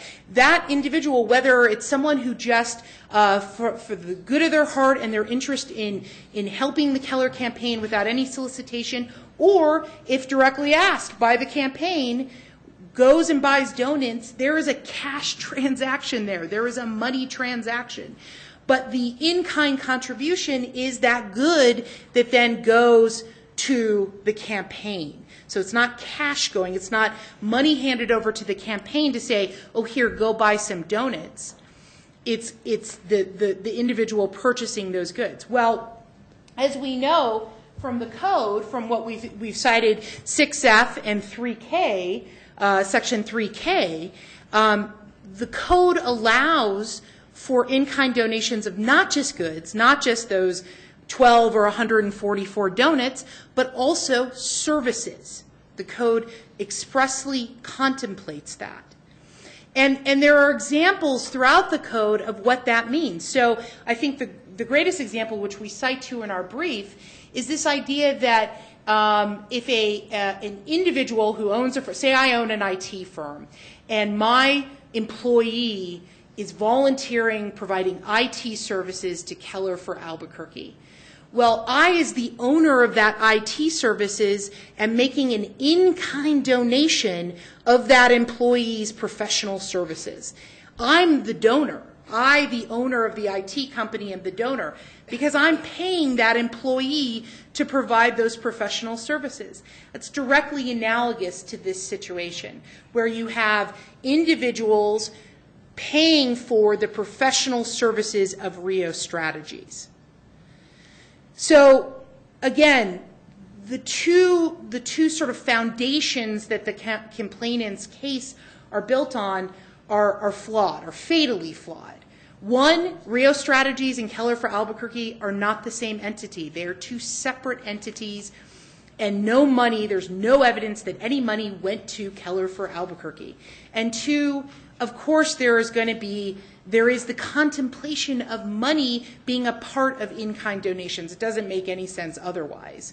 But the way that the Keller campaign did it is permissible, and we submit preferable to perhaps how other publicly financed candidates have done it. We ask you to obviously closely read our brief. We believe that our brief lays out the law very clearly. We cite to other jurisdictions that have grappled with similar issues, and those jurisdictions come down on our side on this. And we ask you to, at the end of that evaluation, thinking about the evidence that you heard today, to dismiss this complaint in total and to end this process. Thank you. All right, thank you. Let me raise two housekeeping matters with counsel. First is the question of each side's notebooks that you've provided to the members of the board, provided to the witnesses. I am assuming that everything in those notebooks there are no objections to, and that the clerk will keep each of those notebooks as part of all the documents submitted in this case. Is that correct? Mr. Chairman, the one question that we have is Mr. Rogers circulated a summary.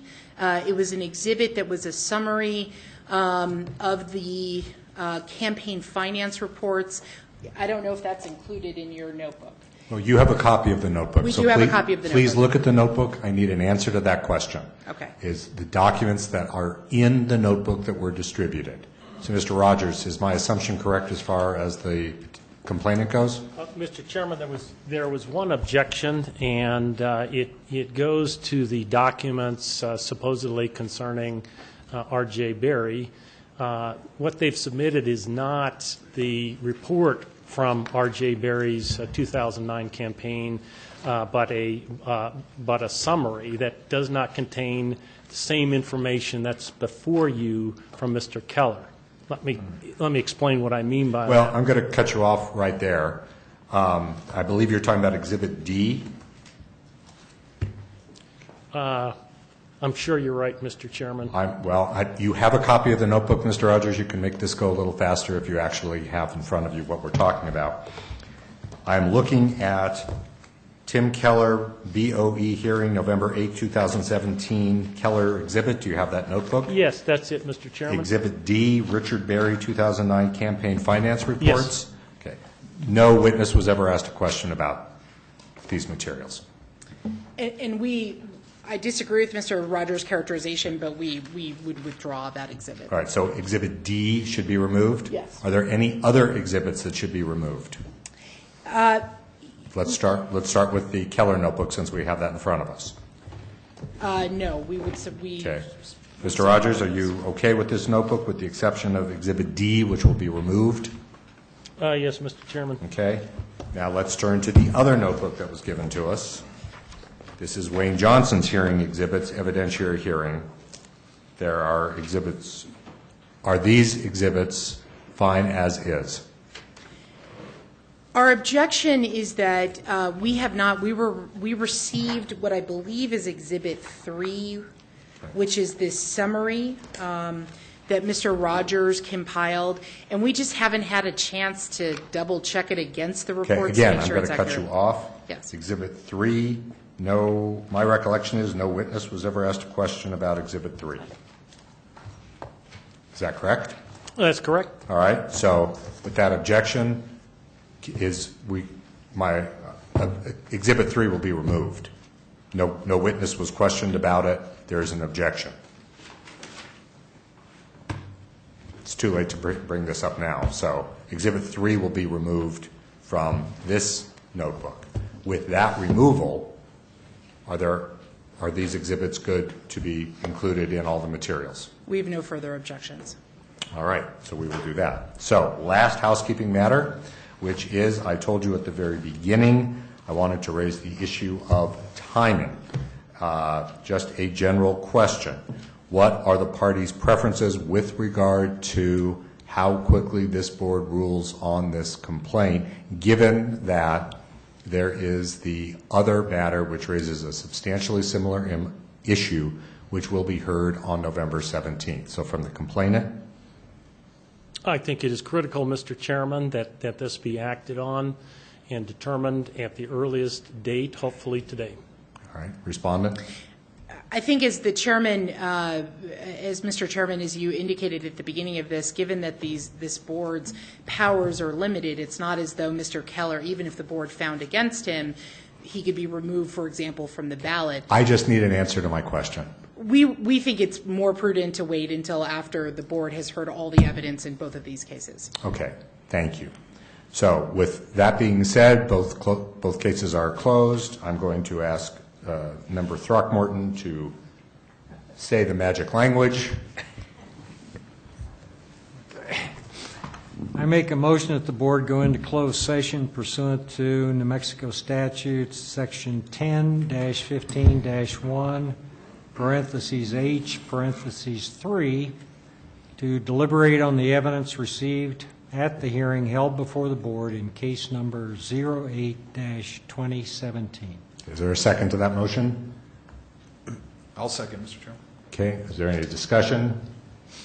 All those in favor of the motion indicate by saying aye. Aye. Okay. Motion is passed. We will go into closed session. Thank you very much.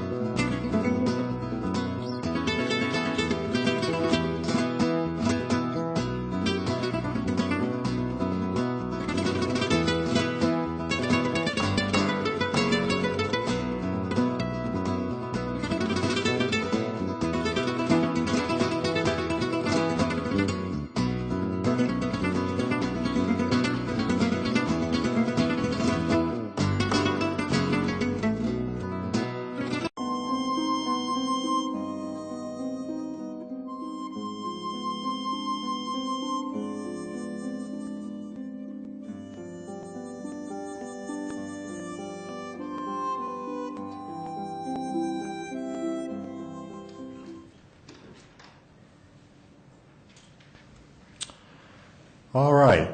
The board is back in open session at 2:04 p.m. We had a closed session pursuant to New Mexico Statute Annotated 1978, Section 10-15-1, H3, to deliberate on the evidence received at the hearing held before the board in case number 08-2017. It is the sense of the board that we are recessing for the day. We will reconvene hopefully no later than Monday at a time and place to be announced in due course after we've had the opportunity to consult with the city clerk as to a location. At which point, when we reconvene, we will